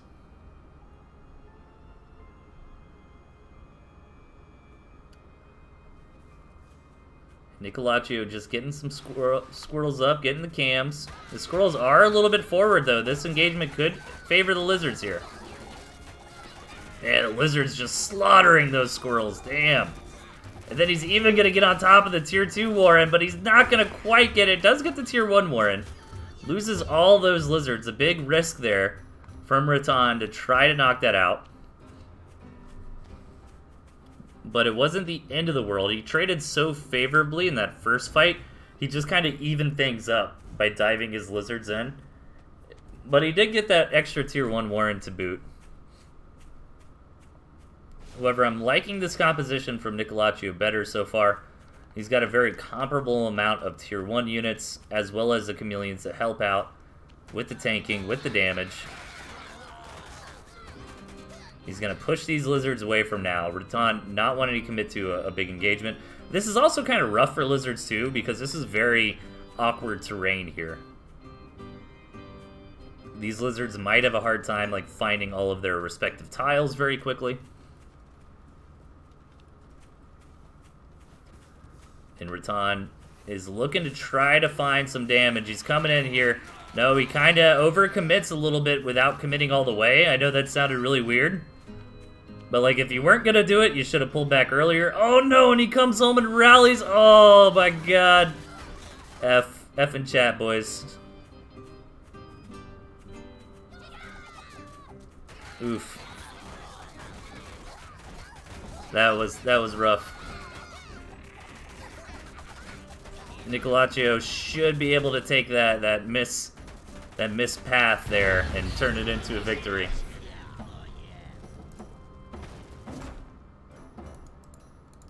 Niccolaccio starting off a bit strong there, but after a couple decisions, really trying to go in for some extra damage, ends up getting get rough there. What's up, Airlu? Alright. Game number 2. Let's do it. Spawning at the bottom, we've got Rattan. And his opponent up top, Nicolaccio. Yeah, sorry, I don't know what's up with that. I'll have to look into it. Typically, there's a lot of options for quality. And today, my quality is like, no, it's the best quality or it's no quality at all. No in between. So, apologize. I will Google it later.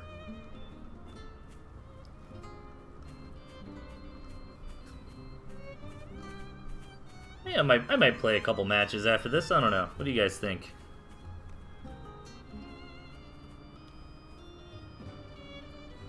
I can just highlight it off the VOD.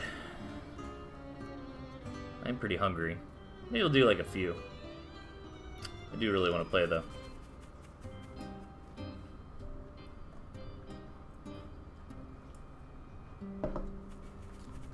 Fast forwarding a little bit here.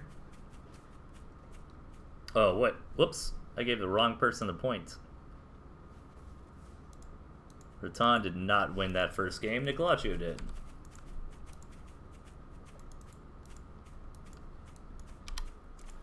The chat's just on Team Rattan, man. You guys are just going to let it happen.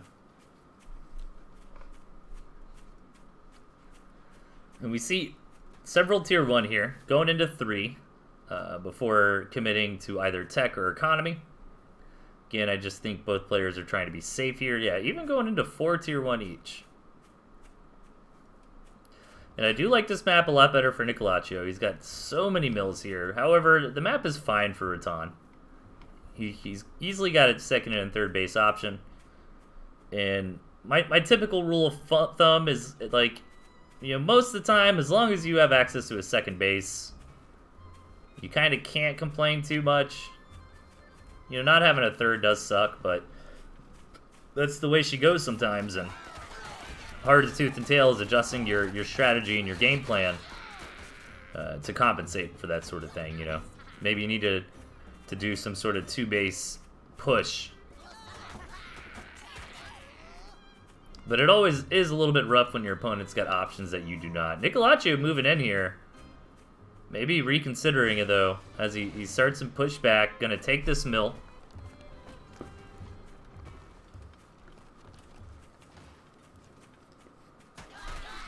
And this is like equal lizards versus equal squirrels here. And the lizards win that engagement any day of the week. Especially when the squirrels are not protected by the warrens.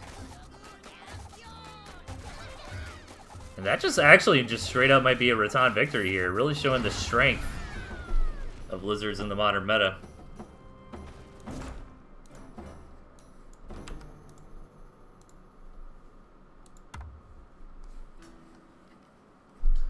Alright, game number 3. Spawning at the bottom, we've got Rattan. And his opponent to the right, Nicolaccio. Alright, Rattan sticking with the same deck. Nicolaccio changing things up a little bit. Squirrel Toad Cam with Badger Pigeon. Maybe to transition to the late game. But it looks like Nicolaccio is just going very anti-lizard, which I like to see. You know, he's actually adjusting his deck in his composition to what his opponent's doing. I think Rattan is pretty well known to like Mass Lizard. So Rattan's got several options here to deal with that. Well, I'm really curious to see, like, modern toads versus lizards. I mean, I've been playing with toads a decent amount, but it's kind of hard for me to say. Like, I don't think toads counter as lizards as much as they used to. Nicolaccio changed things up, going for a 6-farm double. Because the modern toads deal more single target and less AoE. So I think the theory with modern toads is they're supposed to be better at killing tier 2 and structures. And if, you know, 3 toads kills a tier 2, that's a victory for the toad player because of tempo.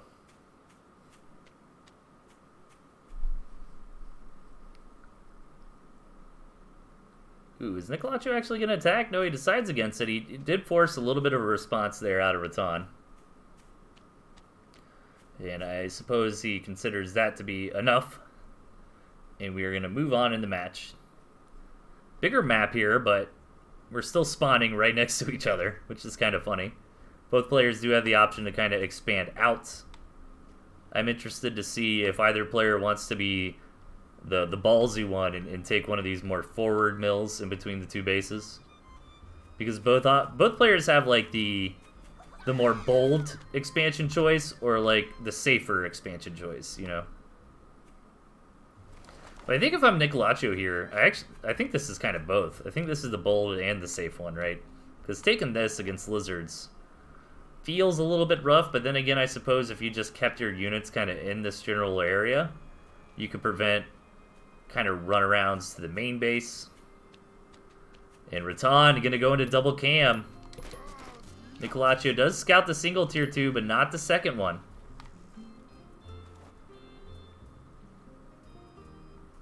He's going to match it with a single tier 2 of his own. But double tier 2 is like exponentially better than single tier 2. I think you could say that for most of them. Maybe not Snake. I don't know. I don't play with snakes enough. But it feels like, you know, 2 cams versus 4 cams or 2 skunks versus 4 skunks is a very big difference.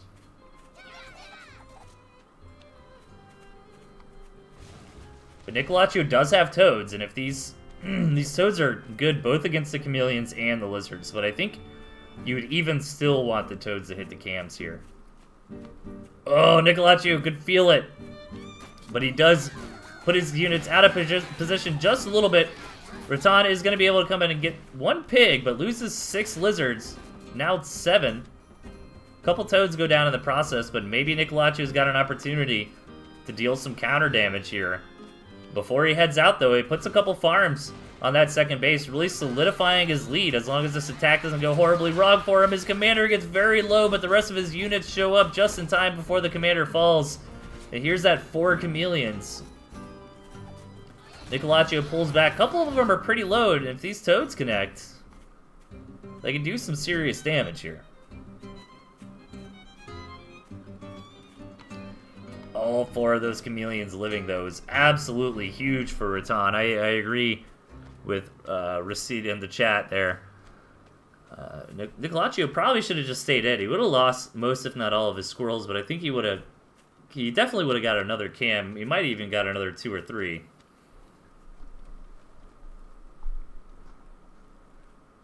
Rattan getting into these skunks as well. Slowly but surely, that tier 2 count is going up and up. And keep in mind, Rattan kept all his chameleons alive, while Nicolacho lost his.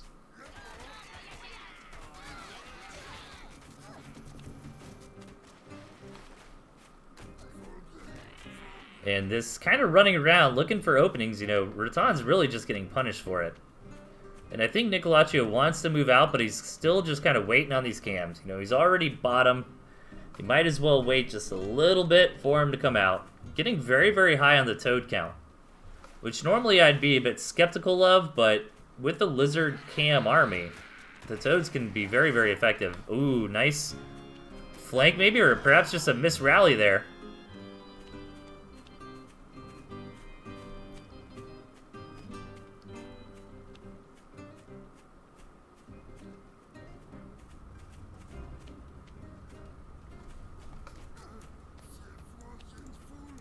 Okay. So Rattan's got up to his skunks. He's going into double skunks, so we're getting into a little bit of a macro game here. What's up, Rainbow Chat? Thanks, man. Yeah, it's Mochaccino who's been organizing stuff for lately. Really, it's Mochaccino and Gent have been the brainchilds of most of the recent events here. Oh, here we go. The big bad badger on the way for Nicolacho. No plans to attack anytime soon. Says, all right, man, let's play a little bit of a macro game here. But if Rattan sees this, I think he's got the tools in his toolbox here to deal with that. You know, if he gets into his own wolf, maybe a couple snakes, should be fine. Rattan has not gone into scout lately. He's got a couple cams set off to the side here. And is going to push in for a big attack. So many toads from Nicolaccio. Just deleting all the lizards, but honestly, I don't think those were the connections he was looking for. I think he needed a couple of those toads to hit the tier 2 a little bit as well. But the lizards from Rattan just soaked up all the toads like immediately. And look at that, they both just straight up trade armies there.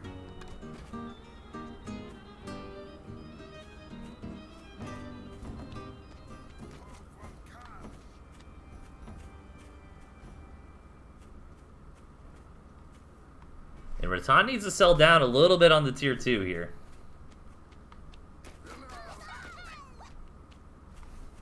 He's a bit blocked. The economies are getting down into the dumps now that these second bases really haven't been able to get established. Nice sell on the Badger earlier from Nicolaccio, even going down to single cams here.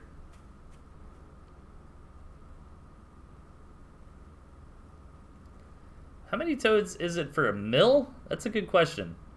Somebody could probably look at how much damage a toad does, how much HP a mill has. I think it's a lot. I think it's like 12 or something.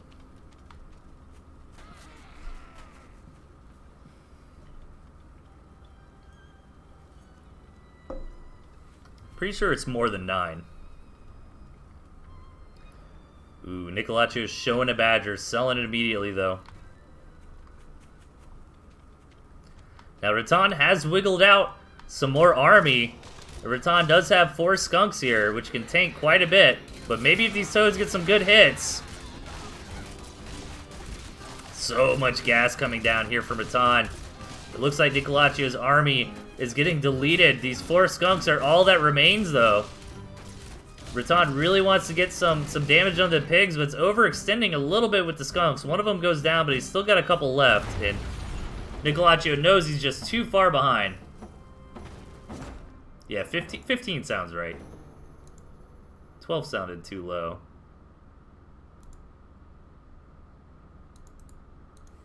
Okay, that's another point on the board for Rattan here.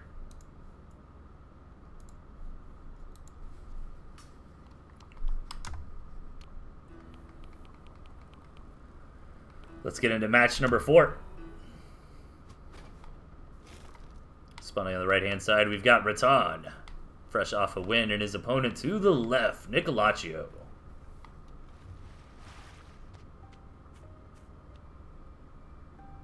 Okay, map looking pretty even. Maybe a little better for Nicolaccio, but again, I don't like to wax poetically too much about 3rd, 4th, 5th bases and stuff like that.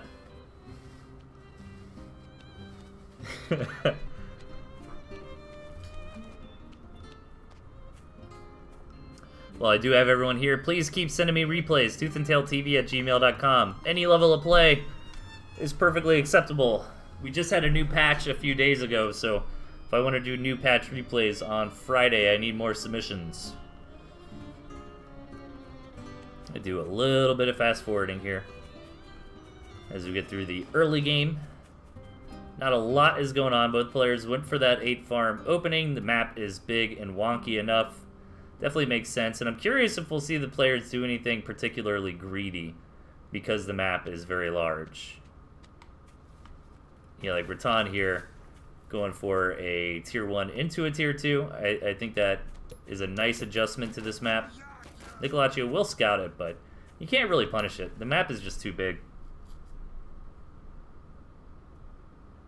Where do you send replays? Yeah, ToothAndTailTV at gmail.com.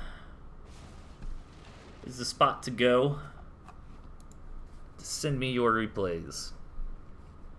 Thank you very much. I don't have like a Discord. I had somebody else ask me if I had like a Discord not too long ago. I mainly just hang out in Tooth and you guys could just ping me, you can DM me or whatever if you want to chat. I try to be pretty responsive. I work in an office, so it's pretty easy for me to keep track of the Discord during the day. Yeah, Tooth and Tail Discord is awesome. If you aren't in there already, definitely join. It's the Pocketwatch Discord, actually. There's a link to it underneath the stream you're watching right now. Is there? Oh yeah, there is. It's just not like a link. It just says discord.gg/Pocketwatch. So Rattan, getting some quick farms up both sides, really. It's a nice little macro game we have on our hands.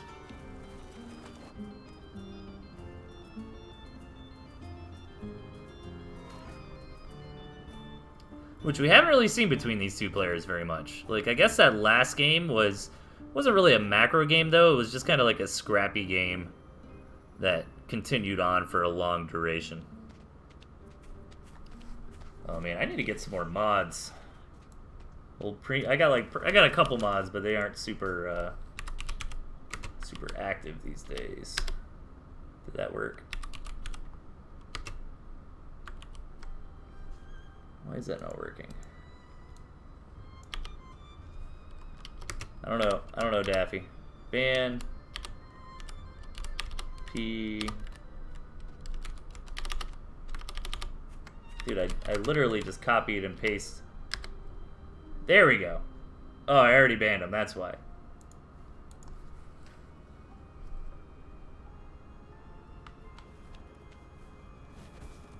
Alright, Rattan getting that wolf up. But you'd figure, like, when I banned somebody, it would delete their message.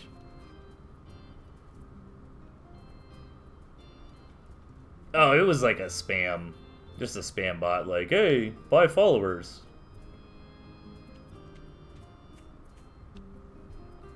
So we got a wolf coming out, and we got a boar coming out. Sorry, I got a little bit distracted by that. Nicolaccio did see the wolf, and Rattan just scouted the boar. So both players know what's up.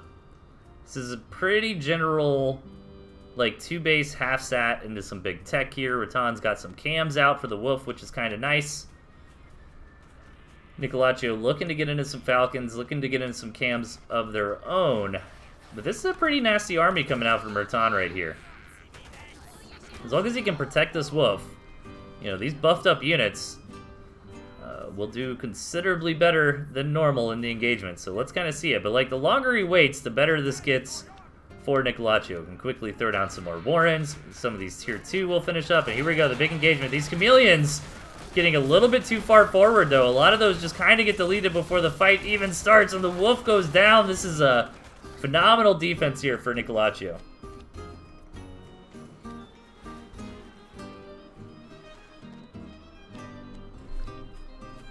Rattan, unfortunately, going to have to sell that wolf off.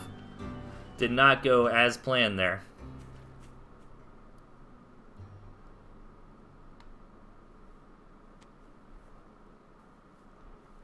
Yeah, might hop on the ladder after this, but I don't think I'm going to stream it. I do have to get some food. It's already been a couple hours here. Nicolaccio coming in for the counterattack. Rattan's defense is not bad, but Nicolaccio will have enough to break through here, and I think Rattan is just going to have to tap. That attack got fumbled a little bit too hard earlier on, and this counter-aggression from Nicolaccio is just getting so much work done, and now the boar even shows up to help torch down all these Warrens. Rattan can get the snake poison stacks onto the boar, but not going to really matter.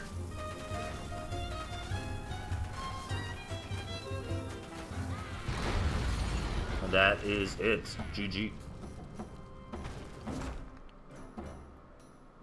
That ties things up 2-2 here.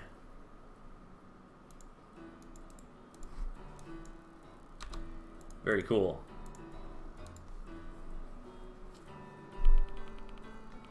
Let's get into it. Game number 5. Spawning in the bottom right. I said reft. We have Nicolaccio. And up top, Rattan.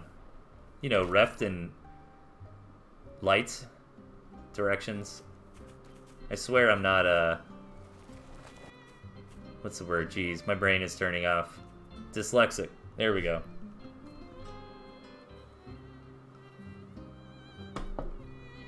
Alright, so this is for all the marbles here, tied up 2-2.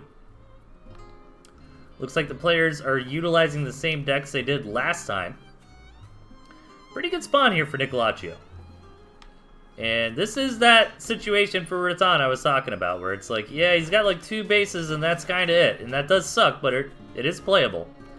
And Rattan can come down here to the 9 o'clock, try to get a third there.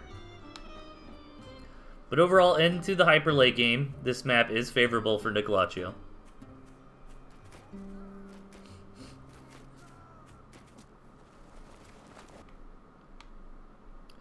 It's a pretty big map, though. Well, I mean, actually, the rush distance isn't as far as it seems. Kind of close.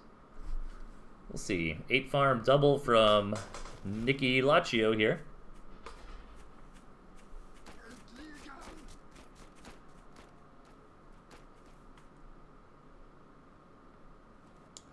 And Rattan, again, going to go the single into the cams. I think I like this if you're going to get aggressive with the chameleons, maybe.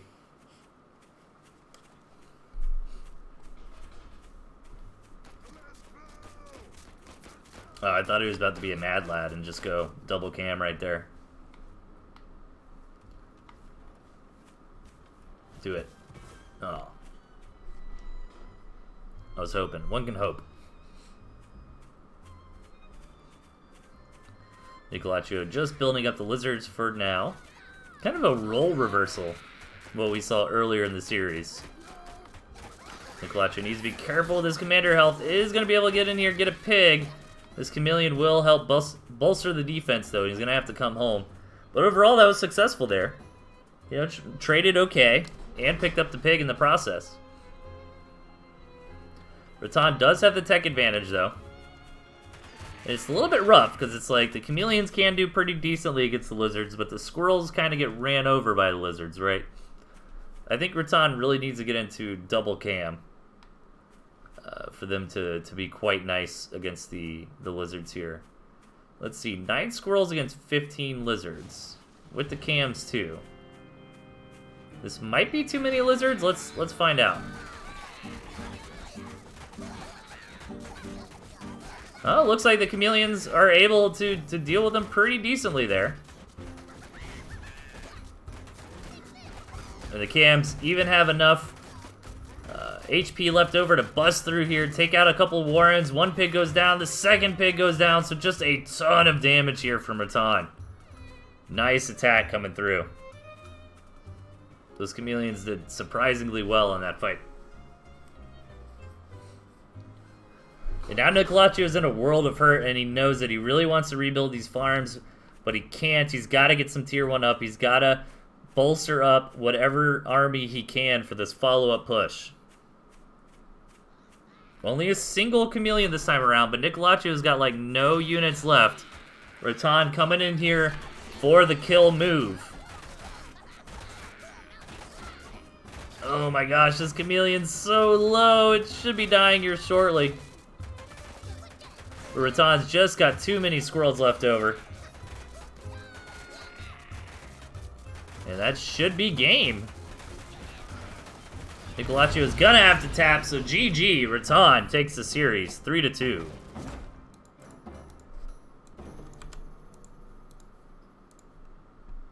Alright, everybody, that is it for me tonight. Thank you, everybody, for hanging out. It's always a pleasure to cast for you all. And yeah, that is it. That is it for me. I have to go get some dinner. I might get on the ladder a little bit. I am feeling a little spicy. I need to practice a little bit for my matches. Kipo whooped my butt pretty good. I can't let that happen in my other games. But Kipo's also a very, very strong player right now, so I don't feel too bad. You know what? Let's give old Ghost FTW the raid, guys. He's an old friend of mine. He's been kind of following the Tooth and Tail scene since the beginning. He's playing some Ark, so let's go say hi to him. And I will catch you all on Friday night for the regularly scheduled replay casting, if I don't end up casting some more preseason cup before then. Keep your eye on the Mochaccino Discord, though, just to see all the other... I know there's other streamers who are casting. Who else has done it so far? I know Tiki's done it. Who else is actually... Horus went live for the first time the other day. I think that's it so far, but we might have guys like Boomer, Nicolaccio get involved with some of the casting too. They did in the previous season. So it's not just on this channel. There are other people casting it as well. And that's it. Send me replays so I can do a show Friday night. That's it. You're all a bunch of beautiful nerds. I will see y'all later. Let's go say hi to Ghost. Give him a big old tooth and tail welcome. Oh, can I not? It says it's intended for mature audiences. I don't care. We're all mature here. Can I not host this stream because mine is not marked mature? I don't know. I think we did it. Maybe. Maybe not. Sorry. Oh well. Alright, anyways, guys. I will catch y'all later. Take it easy.